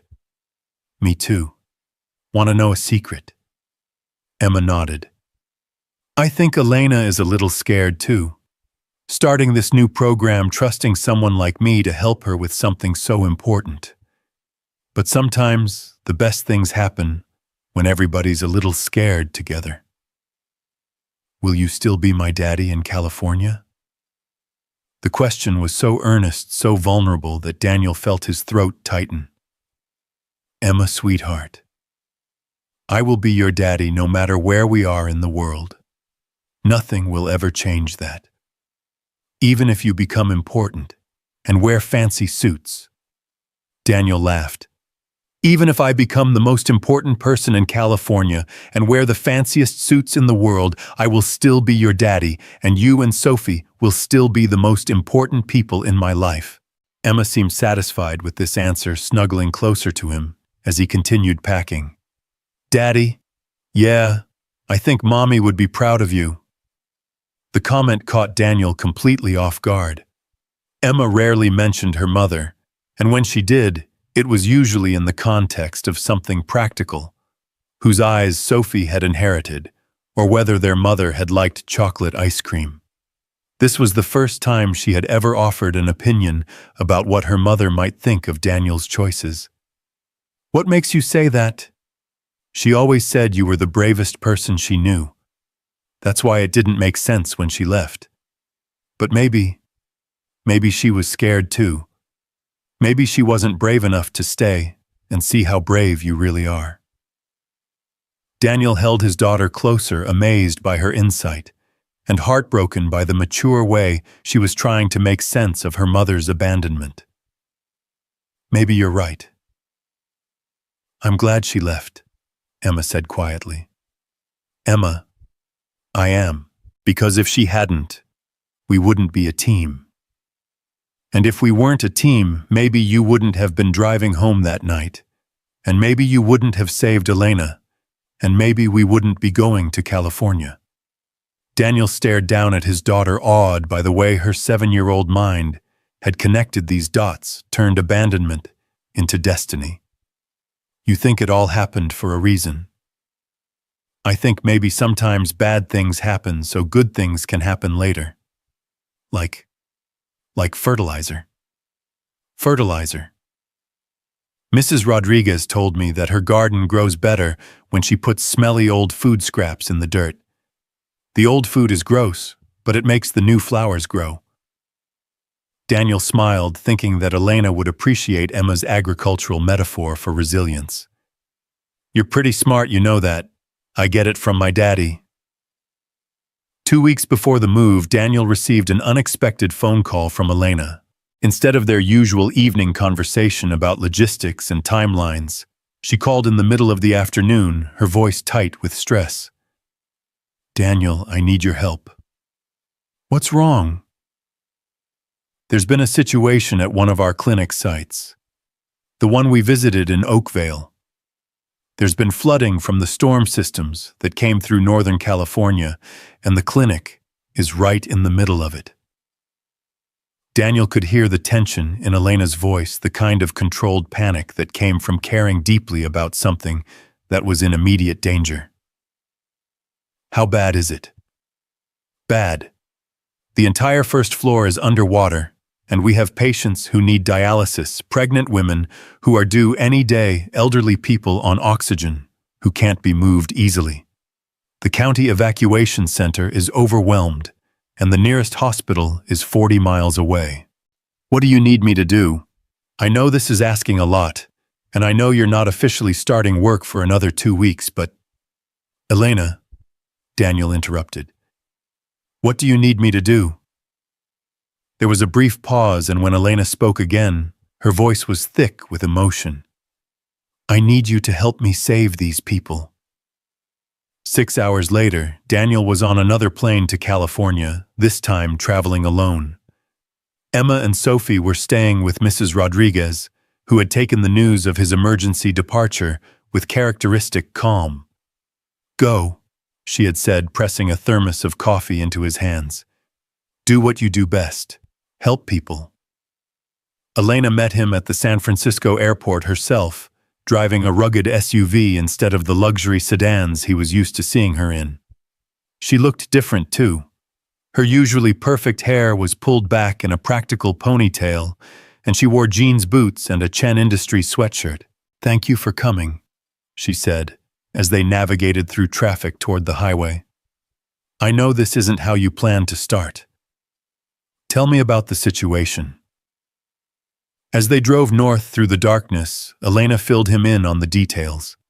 The clinic in Oakvale sat in a low-lying area that had flooded twice in the past decade, but never this severely. The storm system had stalled over the region, dumping unprecedented amounts of rain in a short period. The creek that ran behind the clinic had overflowed its banks, turning the surrounding area into a lake. "Dr. Morales and her staff have been working around the clock to keep the clinic operational," Elena explained. "They moved all the critical equipment to the second floor, but they're essentially trapped. They can't evacuate the patients who need ongoing care, and new people keep arriving looking for help." "What about emergency services?" "Overwhelmed. The county has 3 other towns dealing with similar flooding, and their resources are stretched thin. We're essentially on our own." They reached Oakvale just after midnight, and the scene that greeted them was like something from a disaster movie. The normally quiet main street was covered in 2 feet of muddy water, and the clinic building sat like an island in the middle of a temporary lake. Emergency vehicles lined the higher ground around the flooded area, their red and blue lights painting surreal patterns on the water's surface. Daniel and Elena met with the incident commander, a tired-looking man named Captain Rodriguez, who briefed them on the situation. "We've got about 60 people in that clinic," he said, pointing toward the building. "Maybe half of them are patients who need medical care. The other half are families who had nowhere else to go. The good news is the building is structurally sound. The bad news is we can't get our heavy equipment close enough to stage a proper evacuation." "What about boats?" Daniel asked. "We've got 2, but they're small. It would take all night to get everyone out one at a time, and some of these people can't be moved that way. We need a better solution." Daniel studied the scene, his construction worker's brain automatically assessing the logistics. The clinic sat about 200 yards from the nearest dry ground, surrounded by water that looked to be 3 to 4 feet deep. Too deep to walk through safely, but not deep enough for large boats. "What about a temporary bridge?" he suggested. Captain Rodriguez looked skeptical. "With what materials and how would we anchor it?" Daniel was already walking toward the fire trucks looking for equipment that might be useful. "You've got extension ladders, right? And rope." "Yeah, and those concrete barriers from the road construction project down the street." "I suppose, but I don't see how." "Elena," Daniel called, "do you have Dr. Morales' number? I need to talk to her about the layout inside the clinic." For the next hour, Daniel worked with Captain Rodriguez and the emergency crews to design and build a makeshift bridge system. Using extension ladders lashed together and anchored to concrete barriers, they created an elevated walkway that stretched from the clinic's second-floor window to dry ground. It wasn't pretty, and it wouldn't win any engineering awards, but it was functional. More importantly, it would allow them to evacuate patients safely and efficiently. "You think this will hold?" Captain Rodriguez asked as they tested the bridge's stability. "It'll hold," Daniel said, with more confidence than he felt. "But we need to move fast. This water level could change quickly if they get more rain upstream." Elena had been coordinating with Dr. Morales throughout the bridge construction, and as soon as it was ready, she climbed across to the clinic to help organize the evacuation from the inside. Daniel remained on the dry side, helping people as they made their way across the improvised bridge. The first to come across were the patients who could walk unassisted. Elderly residents of a nearby nursing home who had been brought to the clinic when their facility lost power. They moved slowly but steadily, helped by volunteers who had appeared from somewhere in the crowd of emergency workers. Next came the families with children, parents carrying babies, and holding the hands of toddlers who thought the whole adventure was an exciting game. Daniel found himself thinking of Emma and Sophie, wondering what they would make of this surreal nighttime rescue operation. The more challenging evacuations came last. Patients on dialysis who needed to be moved on stretchers. A woman in labor who was having contractions every few minutes. An elderly man on oxygen whose tank was running low. "Easy does it," Daniel called out, as paramedics carefully maneuvered the dialysis patient across the bridge. "Take your time. The bridge isn't going anywhere." But even as he said it, Daniel could see that the water level was rising. What had been 3 feet deep when they started was now closer to 4 feet, and the current was getting stronger. Elena appeared at the clinic window, her face tight with concentration. "That's everyone except Dr. Morales and 2 nurses," she called across the gap. "They're doing a final check to make sure we didn't miss anyone."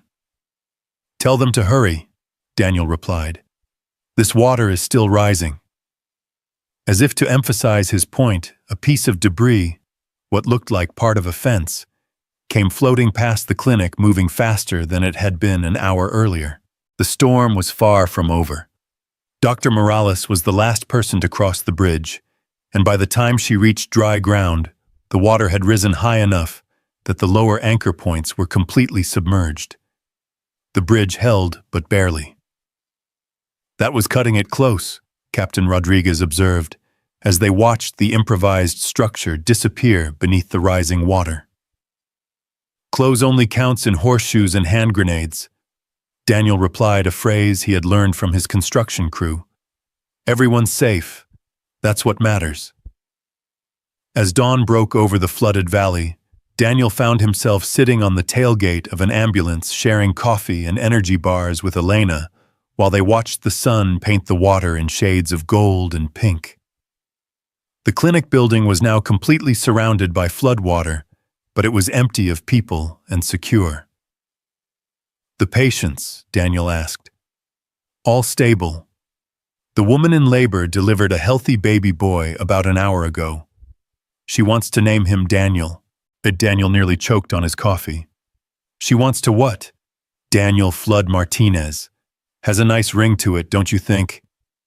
Elena, I just helped build a bridge. I didn't deliver a baby. You created a path to safety when there wasn't one before. That's what leaders do, Daniel. They find solutions when everyone else sees only problems. Daniel was quiet for a moment, thinking about the night's events. 12 hours ago, he had been packing boxes in his bedroom in Pleasant Valley. Now he was sitting in a disaster zone, having helped evacuate 60 people from a flood. It felt surreal, like something that had happened to someone else. Is this what the job is going to be like? He asked. Sometimes. Not always this dramatic, but... Elena shrugged. When you're in the business of helping people, there are always going to be emergencies. Situations where someone needs to step up and make things happen. And you think I can do that? Elena turned to look at him directly, her dark eyes serious. Daniel, I've seen you jump off a bridge to save a stranger, and I've watched you improvise a rescue operation for 60 people with nothing but fire department equipment and determination. At this point, I'm pretty sure you can do anything. As the day wore on and the immediate crisis passed, Daniel found himself working alongside Elena and the emergency crews to assess the damage and plan for recovery. The clinic's first floor was a total loss, but the building itself was structurally sound. With the right equipment and enough time, it could be restored. How long before it's operational again? Daniel asked Dr. Morales as they toured the water-damaged facility. 6 months, maybe 8, and that's if everything goes perfectly. What happens to your patients in the meantime? Dr. Morales' expression was grim. They go without care, or they drive 40 miles to the county hospital and wait 6 hours to be seen, same as before we built this place. That evening, as Daniel and Elena drove back toward San Francisco, they passed the temporary shelter that had been set up for flood victims. Families sat on cots in a high school gymnasium, their possessions reduced to whatever they had been able to carry to safety. Stop the car, Daniel said suddenly. What? Stop the car. I want to talk to these people. Elena pulled into the school parking lot, and they walked into the gymnasium together. The scene was heartbreaking but familiar. Daniel had seen similar situations when tornadoes had hit towns near Pleasant Valley. People who had lost everything but were grateful to be alive. He spent the next hour moving through the shelter, talking to families, listening to their stories, understanding what they needed most. An elderly woman whose medications had been left behind in the evacuation. A man whose construction tools, his livelihood, were sitting in 4 feet of muddy water. Children who were trying to be brave but were clearly traumatized by the upheaval. What are you thinking? Elena asked as they walked back to the car. I'm thinking these people need more than just a place to sleep. They need hope. They need to know that someone cares about rebuilding their community. What did you have in mind? Daniel was quiet for a moment, an idea forming in his mind. What if we didn't just rebuild the clinic? What if we made it better, bigger? What if we turned this disaster into an opportunity? Elena smiled, and Daniel could see the excitement building in her expression. Keep talking. a full-service medical center. Not just primary care, but specialist services, preventive care, health education. And while we're building it, we bring in mobile units to serve the community. Make sure nobody goes without care. That would be expensive, very expensive, but it would save lives. And it would show these people that someone believes their community is worth investing in. Elena stopped walking and turned to face him. Daniel, are you officially accepting the position? Because what you're describing sounds exactly like the kind of project I hired you to lead. Daniel looked back at the school gymnasium, thinking about the families inside who had lost so much, but were still hoping for a better tomorrow. He thought about Emma and Sophie asleep in Mrs. Rodriguez's house back in Pleasant Valley, trusting him to build a future worthy of their courage. Yes, he said, I'm accepting, but I have one condition. Name it. I want to start here, in Oakvale. I want this to be my first project. Elena extended her hand with a smile that transformed her entire face. Welcome to Chen Industries Director Carter. As they shook hands in the parking lot of a flood-damaged town with the stars beginning to appear in the clearing sky above them, Daniel felt something shift inside him. For the first time since he had jumped off that bridge 2 months ago, he truly understood what Elena had seen in him. He wasn't just a construction worker who had gotten lucky. He was a man who ran toward trouble instead of away from it, who saw solutions where others saw only problems, who understood that helping people wasn't just a job. It was a calling. The fairy tale was real, but it wasn't about being rescued by a princess. It was about discovering that he had been a hero all along. 18 months later, Daniel stood on the observation deck of the new Oakvale Medical Center, watching as the last pieces of construction equipment were loaded onto flatbed trucks. The building behind him rose 4 stories into the California sky, its glass facade reflecting the golden afternoon light that had become as familiar to him as the gray winters of Indiana once were. Daddy, look! Sophie's voice carried across the deck as she pointed toward the hospital's helipad, where a medical helicopter was practicing landing procedures. It's like a giant dragonfly. Emma, now 9 and every bit as observant as she had been at 7, corrected her sister with good-natured precision. It's a Eurocopter EC-135. They use them for emergency medical transport because they're fast and can land in small spaces. Daniel smiled at the exchange, marveling at how much his daughters had grown and changed since their arrival in California.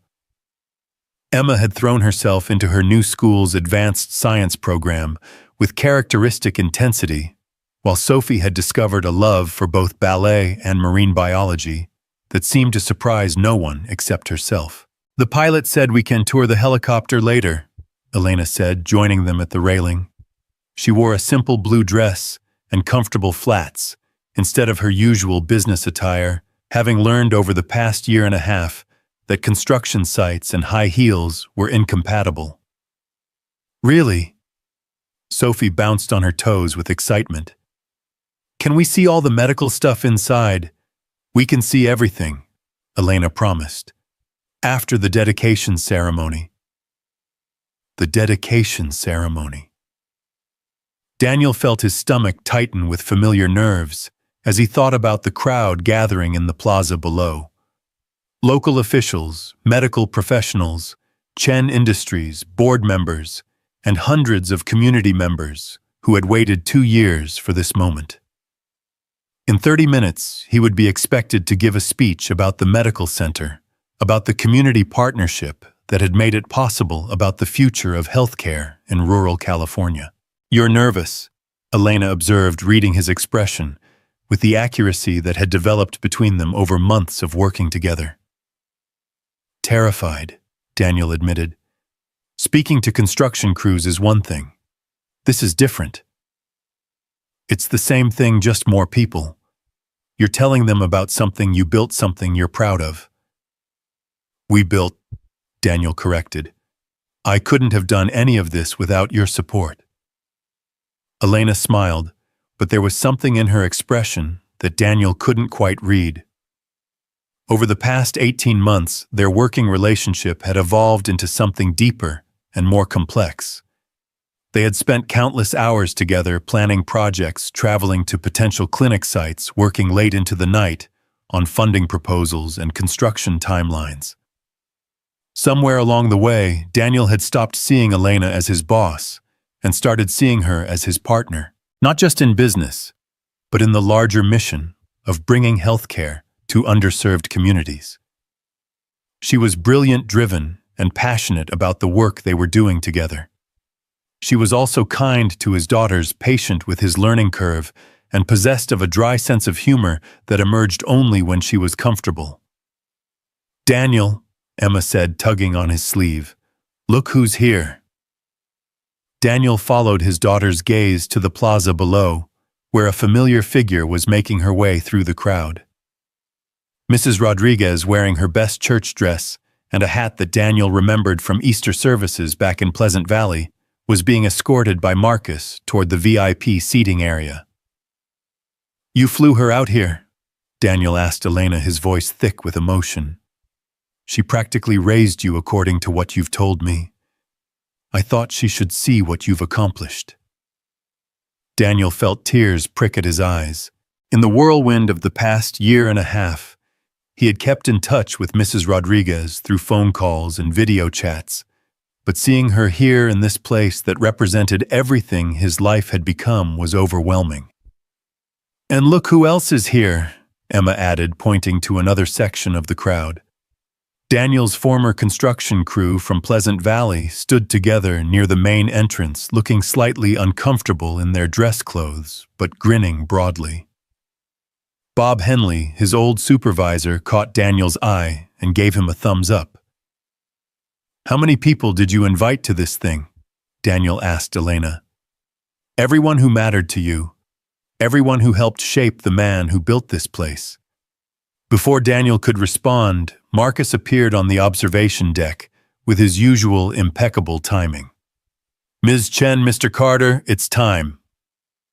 The walk to the podium felt like the longest journey of Daniel's life. The plaza was packed with hundreds of people, all looking up at him expectantly. Television cameras from local news stations tracked his movement, and photographers captured every step. Daniel had given dozens of presentations over the past year, mostly to small groups of medical professionals or community leaders. But this was different. This was public, ceremonial, historic. The Oakvale Medical Center represented more than just a building. It was proof that communities like this one mattered, that their needs were worth the investment of resources and energy. Elena introduced him with words that still sounded surreal to his ears. Director of Community Outreach for Chen Industries, visionary leader in rural healthcare development, the man whose innovative approach to community partnership has revolutionized how we think about medical facility development. When Daniel stepped to the podium, the crowd fell silent. He looked out at the sea of faces, some familiar, some strange, all waiting to hear what he had to say about this place they had all helped create. 2 years ago, Daniel began, his voice carrying clearly through the sound system. This community faced a crisis. Your medical clinic was underwater, your patients had nowhere to go for care, and your families were scattered across emergency shelters with no idea when they might come home. He paused, looking toward the spot where the old clinic had stood, now transformed into a beautifully landscaped healing garden. Today, you have something better than what you lost. You have a medical center that serves not just Oakvale but 12 surrounding communities. You have specialists who travel here from San Francisco and Los Angeles. You have a trauma center that has already saved 17 lives since it opened 6 months ago. The crowd began to applaud, but Daniel raised his hand for quiet. He had more to say. But this building, impressive as it is, isn't really what we're celebrating today. We're celebrating something much more important. We're celebrating what happens when a community decides to believe in itself. Daniel's eyes found Elena in the crowd, and he drew strength from her encouraging nod. When Chen Industries first approached this community about rebuilding after the flood, we could have simply reconstructed what was here before. But the people of Oakvale asked for something more. They asked for a facility that would serve not just their immediate needs, but the needs of their children and grandchildren. They asked for a place that would make their community stronger, healthier, more resilient. The applause was stronger this time, and Daniel could see people in the crowd nodding in agreement. Dr. Morales, who now served as the medical center's chief of staff, was beaming with pride. This medical center exists because of partnerships, Daniel continued, between Chen Industries and the Oakvale community, between local contractors and specialty firms from the Bay Area, between established medical professionals and newly graduated residents who chose to start their careers in a rural setting because they believed in our mission. Daniel paused again, thinking about the speech he had practiced and the words that were coming from his heart instead. But mostly, this medical center exists because people decided to help each other. In ways big and small, dramatic and everyday, the people in this community have shown what's possible when we refuse to accept that some places matter less than others. As Daniel spoke, he thought about the journey that had brought him to this moment. The midnight drive across Pleasant Valley Bridge that had changed everything. The decision to jump into dark water for a stranger. The phone call that had transformed his life and his daughter's lives in ways he was still discovering. 2 years ago, I was a construction worker in Indiana who had never imagined I would find myself standing here today. But I learned something important during that flood, and I've learned it again every day since. We're all capable of more than we think we are. Sometimes it takes a crisis to show us what we're made of. Sometimes it takes someone else believing in us before we can believe in ourselves. Daniel's voice grew stronger as he neared the end of his speech. The Oakvale Medical Center is more than a building. It's proof that when we work together, when we refuse to accept that problems are too big or resources too limited, we can create something extraordinary. He gestured toward the medical center behind him, its windows catching the late afternoon sun. This is what hope looks like when it's built from concrete and steel, staffed with compassionate professionals and supported by a community that refuses to give up on itself. The applause that followed was thunderous, lasting several minutes, and punctuated by cheers and whistles from the crowd. Daniel stepped back from the podium, his heart racing, and his hands shaking slightly from adrenaline. Elena joined him on the stage for the official ribbon cutting, along with Dr. Morales, the mayor of Oakvale, and several other dignitaries. But as Daniel held the oversized scissors and posed for photographs, he found his attention drawn to his daughters, who were standing in the front row next to Mrs. Rodriguez. Emma was clapping enthusiastically, her face glowing with pride. Sophie was jumping up and down, still too young to fully understand the significance of the moment, but caught up in the excitement nonetheless. And Mrs. Rodriguez was crying happy tears, dabbing at her eyes with a tissue, while never taking her gaze off Daniel. After the ceremony, as the crowd began to disperse and tour groups formed to explore the new facility, Daniel found himself surrounded by well-wishers and reporters. But the conversation he had been most looking forward to was with Mrs. Rodriguez, who made her way through the crowd with the determined persistence of a woman on a mission. "Mijo," she said, pulling him into another of her fierce hugs. "I am so proud of you, I could burst." "Mrs. Rodriguez, I can't believe you're here. Thank you for coming. Like I would miss this, you think I'm going to let you become famous without me seeing it with my own eyes?" Daniel laughed, feeling some of the tension from the day begin to drain away. "Famous is a strong word. Don't you be modest with me, Daniel Carter. I saw those news trucks. I heard that speech. You've done something important here. We've done something important. I couldn't have gotten here without everything you taught me. Mrs. Rodriguez's expression grew serious. What I taught you was to take care of your family and help your neighbors. Everything else, this vision, this leadership that came from inside you, I just helped you stay grounded while you figured it out. Before Daniel could respond, Emma and Sophie appeared at his elbows, both talking at once about everything they had seen during their tour of the medical center. "Daddy, they have a robot that delivers medicine to patients," Sophie announced breathlessly. "And the emergency room has a direct video link to specialists in San Francisco," Emma added. "If someone comes in with a rare condition, the doctors here can consult with experts in real time." "And the pediatric wing has murals painted by local artists," Sophie continued. "And the children's library has books in 3 languages. Daniel smiled at his daughter's enthusiasm, remembering how overwhelmed he had felt during his first visit to San Francisco 18 months ago. Now Emma and Sophie moved through environments like this medical center with confidence and curiosity, asking sophisticated questions and understanding complex systems in ways that still amazed him. "What was your favorite part?" Daniel asked. "The helicopter," Sophie said immediately. "The research lab," Emma replied. "Dr. Martinez is studying new treatments for childhood asthma, and she said I could come back and visit when she's running experiments." As the afternoon turned to evening, the official events wound down and were replaced by more intimate conversations.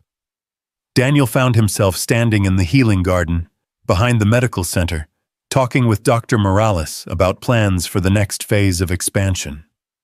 "The pediatric specialist clinic should be operational by next spring," she was saying, "and we're already seeing interest from other communities about replicating this model."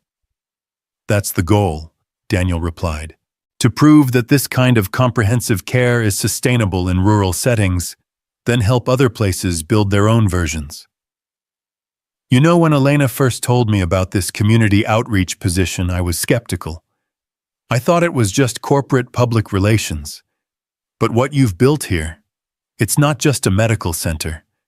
It's a statement about what these communities deserve." Daniel was about to respond when he noticed Elena approaching across the garden, having changed from her dedication ceremony dress into jeans and a Chen Industries sweatshirt. She had been moving through the crowd all evening, thanking donors and speaking with board members, but this was the first time they had been alone together since the morning. "How are you feeling?" she asked as Dr. Morales excused herself to check on last-minute details inside the building. "Exhausted, exhilarated, grateful." Daniel sat down on one of the garden benches, looking up at the medical center that had consumed so much of his energy over the past year and a half. "Sometimes, I still can't believe this is real." Elena joined him on the bench, following his gaze to the building. "It's real. And it's just the beginning." "What do you mean?" "I mean that the Oakvale model is already being requested by 6 other communities. Politicians in Sacramento are talking about legislation to incentivize rural medical development. The American Medical Association wants you to speak at their annual conference." Daniel felt a familiar mix of excitement and anxiety at the prospect of expanding their work. That's a lot of responsibility. It's a lot of opportunity. To help more communities, to save more lives, to prove that innovative partnerships can solve problems that government and traditional healthcare systems have struggled with for decades. They sat in comfortable silence for a moment, listening to the sounds of the evening settling around them. Somewhere in the distance, a mariachi band was playing at the community celebration that had sprung up organically in the plaza. The music mixed with the gentle hum of the medical center's air handling systems and the occasional sound of a helicopter practicing approaches. "Elena," Daniel said finally, "can I ask you something personal?" "Of course." Are you happy, really happy with how all this has turned out? Elena was quiet for so long that Daniel wondered if he had overstepped some boundary. When she finally spoke, her voice was thoughtful. I've spent most of my adult life focused on metrics, revenue growth, market share, stock performance. All important things, but they don't. She paused, searching for the right words. Watching that helicopter land today, knowing that it's going to save lives in communities that never had access to emergency medical transport before. That's a different kind of success than I'm used to. Is it better? Elena turned to look at him directly, her dark eyes reflecting the lights from the medical center. It's better because I get to share it with people who understand what it really means. With communities that have invested their hopes in what we're building. She trailed off, and Daniel could see her struggling with something. With me, he prompted gently. With you, she confirmed.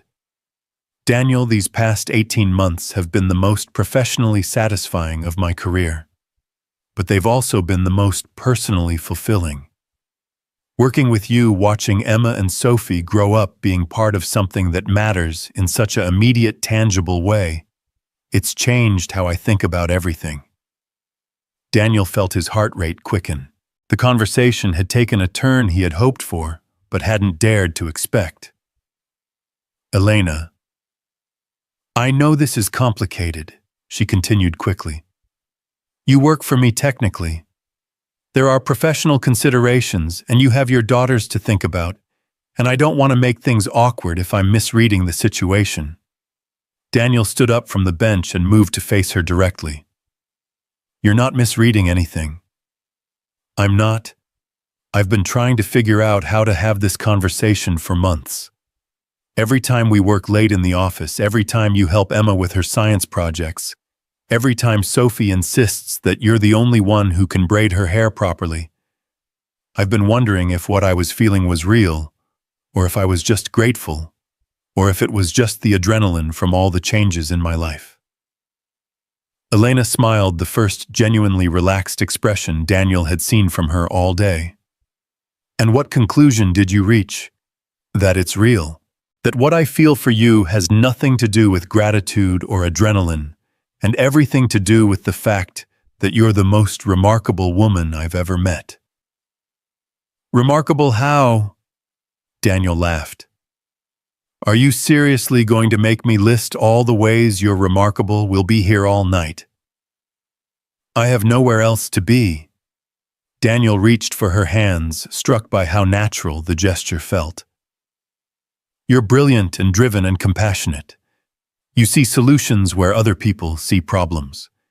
You've built an empire, but you haven't forgotten that business is ultimately about helping people. You make my daughters feel like they can accomplish anything, and you make me believe that maybe I'm worthy of everything that's happened over the past 2 years. Daniel, you saved my life, literally, and then you've spent every day since then helping me save other people's lives. If anyone's remarkable here, it's you. So what do we do about it? Elena's smile grew wider. Well, I suppose we could start by acknowledging that what's happening between us is more than just a professional partnership. Consider it acknowledged. And then we could agree that despite the complications and the professional considerations and the fact that this whole situation is completely unprecedented, in my experience, we're both willing to see where this leads. Are we talking about dating? Because I should warn you, it's been a while since I've done that, and I come with 2 very opinionated children who have strong feelings about bedtimes and breakfast cereal preferences. Elena laughed, a sound that Daniel had come to treasure over the past months. I think I can handle Emma and Sophie's breakfast cereal requirements. The question is whether you can handle dating someone whose idea of a romantic evening is reviewing construction budgets for rural medical facilities. I think that sounds perfect. Daniel leaned closer, and Elena met him halfway, their first kiss taking place in the healing garden behind the medical center, that had brought them together in ways neither of them had anticipated. It was soft and tentative, and full of promise, interrupted only by the sound of applause from the direction of the plaza. They broke apart to find Emma and Sophie standing at the edge of the garden, clapping enthusiastically. "Finally," Emma declared. "Sophie and I were wondering when you two were going to figure that out." "You were wondering about that?" Daniel asked, his face heating with embarrassment. "It was pretty obvious," Sophie said matter-of-factly. "Elena looks at you the same way Mrs. Rodriguez looks at her telenovelas." Elena burst into laughter. "I'm not sure how to take that comparison." "It's a good thing," Emma assured her. "Mrs. Rodriguez really loves her telenovelas." As they walked back toward the plaza together, Daniel and Elena hand in hand, Emma and Sophie running ahead to rejoin the community celebration. Daniel found himself thinking about the journey that had brought them all to this moment. 2 years ago, he had been a single father struggling to make ends meet in a small Indiana town. Tonight, he was walking through a medical center he had helped design with a woman he loved, and daughters who were thriving in ways he had never dared to imagine. The transformation hadn't been magic, though it had certainly felt magical at times. It had been the result of hard work, calculated risks, and the kind of support system that Daniel was still learning to accept and reciprocate. "Daddy," Sophie said, running back to grab his free hand, "are you and Elena going to get married?" "Sophie," Emma scolded, "you can't just ask people that. Why not?" "It's a reasonable question," and Daniel looked at Elena, who was grinning at his daughter's directness. "What do you think?" he asked her. "Is it a reasonable question?" "I think it's a question for another day," Elena replied diplomatically. "Right now, I'm just happy that your father and I have figured out that we care about each other." "But someday," Sophie persisted. "Someday is a possibility," Elena agreed. As they rejoined the celebration in the plaza, Daniel was struck by the realization that this was what happiness looked like. Not a single dramatic moment, but a collection of small contentments that added up to something larger than their individual parts. The mariachi band was still playing, and couples had begun dancing on the improvised dance floor that had been set up near the medical center's main entrance. Children ran between the tables, chasing each other with the boundless energy that Daniel remembered from his own daughter's younger years. "Daniel, doctor," Morales called from across the plaza. "Come settle an argument. Dr. Patterson from the county hospital insists that trauma centers in rural areas aren't sustainable long-term. I told him he was wrong, but I think he needs to hear it from the man who made this place possible." "Go," Elena said, giving him a gentle push toward the group of medical professionals who were gathered around one of the tables. "I'll keep an eye on the girls." Daniel spent the next hour moving through the celebration, having conversations with community members, medical staff, and visiting dignitaries about the Oakvale model and its potential for replication. It was work in a sense, but it was also deeply satisfying to see how many people had been touched by what they had accomplished here. "Mr. Carter." A young woman with a press badge approached him near the mariachi band. "I'm Sarah Martinez from the Sacramento Bee. Could I ask you a few questions about the community partnership model you've developed here?" "Of course." "This medical center represents a significant investment, nearly $50 million. How do you justify that kind of spending in a community of 8,000 people?" It was a question Daniel had heard variations of many times over the past year, from skeptical board members, budget-conscious administrators, and journalists looking for a controversial angle. "The question isn't how we justify the investment," Daniel replied. "The question is how we justify not making it. The people in this community, and communities like it all across the country, deserve access to high-quality health care. They deserve to know that if their child has an asthma attack, or their parent has a heart attack, Help is minutes away instead of hours away.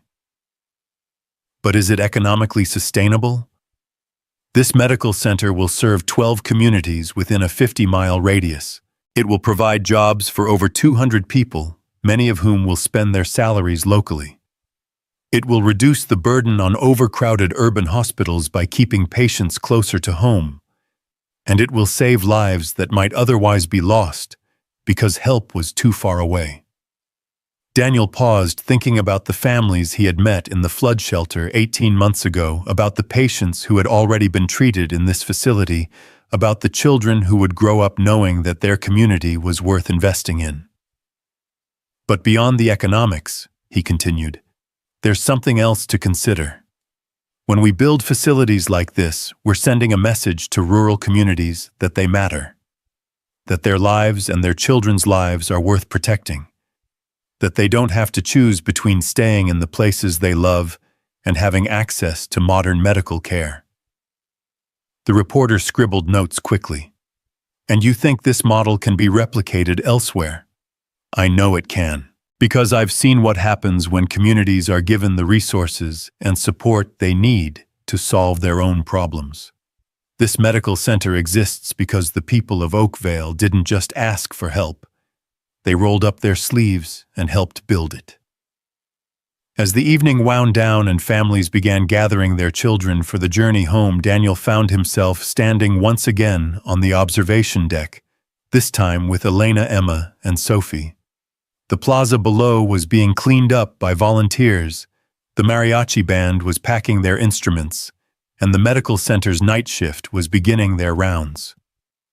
"It's been a good day," Elena said, leaning against the railing beside him. "The best," Daniel agreed. "Daddy," Emma said, settling into one of the deck chairs with a tired sigh. "Mrs. Rodriguez wants to know if we're coming back to visit Pleasant Valley for Christmas." "What did you tell her?" "That we'd ask you. Are we?" Daniel looked at Elena, who nodded encouragingly. "I think that sounds like a wonderful idea. Mrs. Rodriguez should meet Elena properly, and you girls should see your old friends. And you should see how much your old neighborhood has changed," Elena added. "I hear they're building a new community center where the old grocery store used to be." "You've been keeping track of Pleasant Valley?" Daniel asked, surprised. "I keep track of places that are important to people I care about." Sophie, who had been unusually quiet for the past few minutes, suddenly perked up. "Elena, when we go to Indiana, will you come with us? If your father wants me to, and if I'm invited." "You're invited," Sophie announced immediately. "And you have to stay in our old house so you can see where Daddy grew up."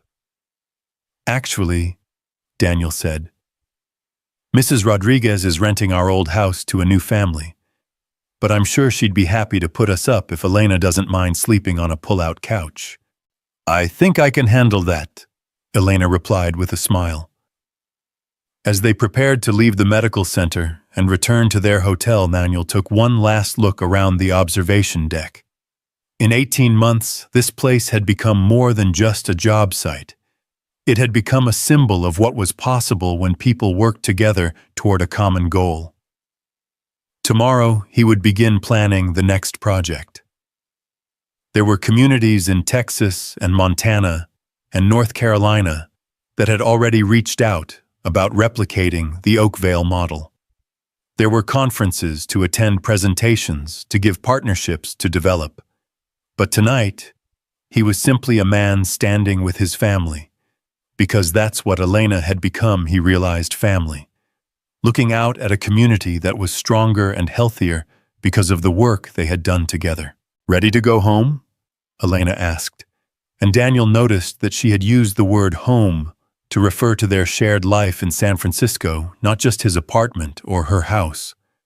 "Ready," he said, and meant it in ways that had nothing to do with their immediate travel plans. As they made their way down from the observation deck and through the quiet corridors of the medical center, Daniel thought about the conversation he would have with Emma and Sophie on the plane tomorrow, about Elena and what her presence in their lives might mean for their future. He thought about the speech he would give at the American Medical Association conference, about the communities that were waiting for help, about the partnerships that still needed to be built. But mostly, he thought about the moment 2 years ago, when he had seen headlights in his rearview mirror and made the split-second decision to pull over and help. That single choice had led to everything else. The rescue, the job offer, the move to California, the medical center, and now the possibility of a future with Elena that felt both surreal and inevitable. "Elena," he said, as they reached the parking garage, "thank you."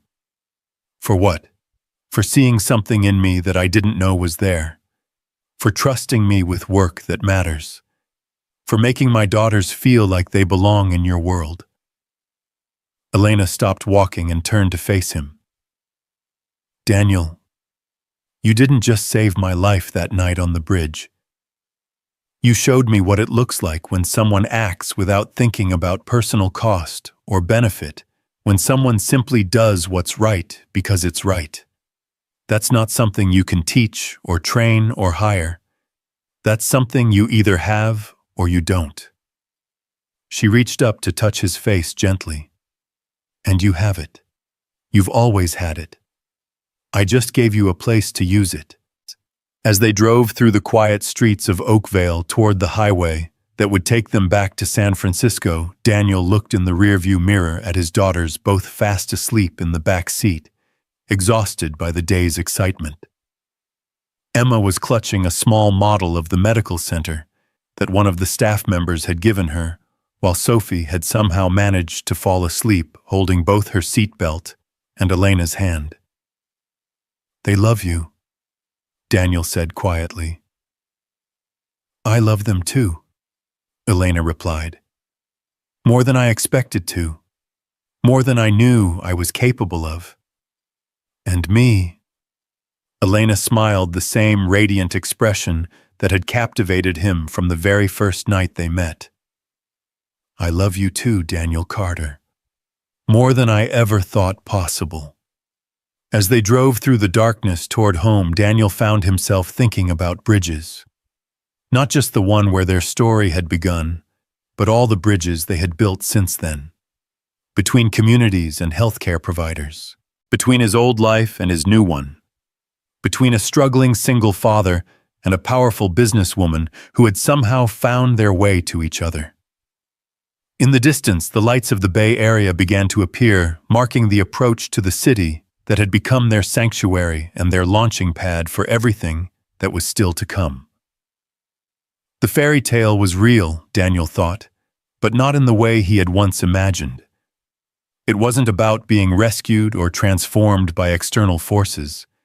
It was about discovering that he had always possessed the courage and the vision to build something extraordinary, and finding someone who believed in that vision enough to help him make it real.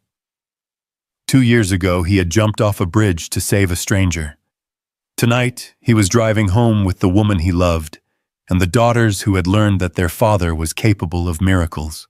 The bridge where it all began still stood over the Clearwater River, carrying travelers safely across the water that had once seemed so threatening.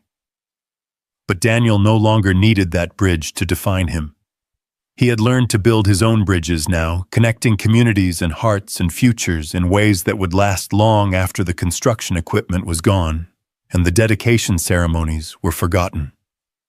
And in the quiet darkness of the car, with Elena's hand in his and his daughters sleeping peacefully in the back seat, Daniel Carter understood that the best bridges were the ones that brought people together, not just the ones that carried them safely to the other side. The story that had begun with a rescue had become something much larger, a testament to the power of courage, compassion, and the willingness to believe that sometimes when you leap into the darkness to help a stranger, you might just find yourself saving more than one life.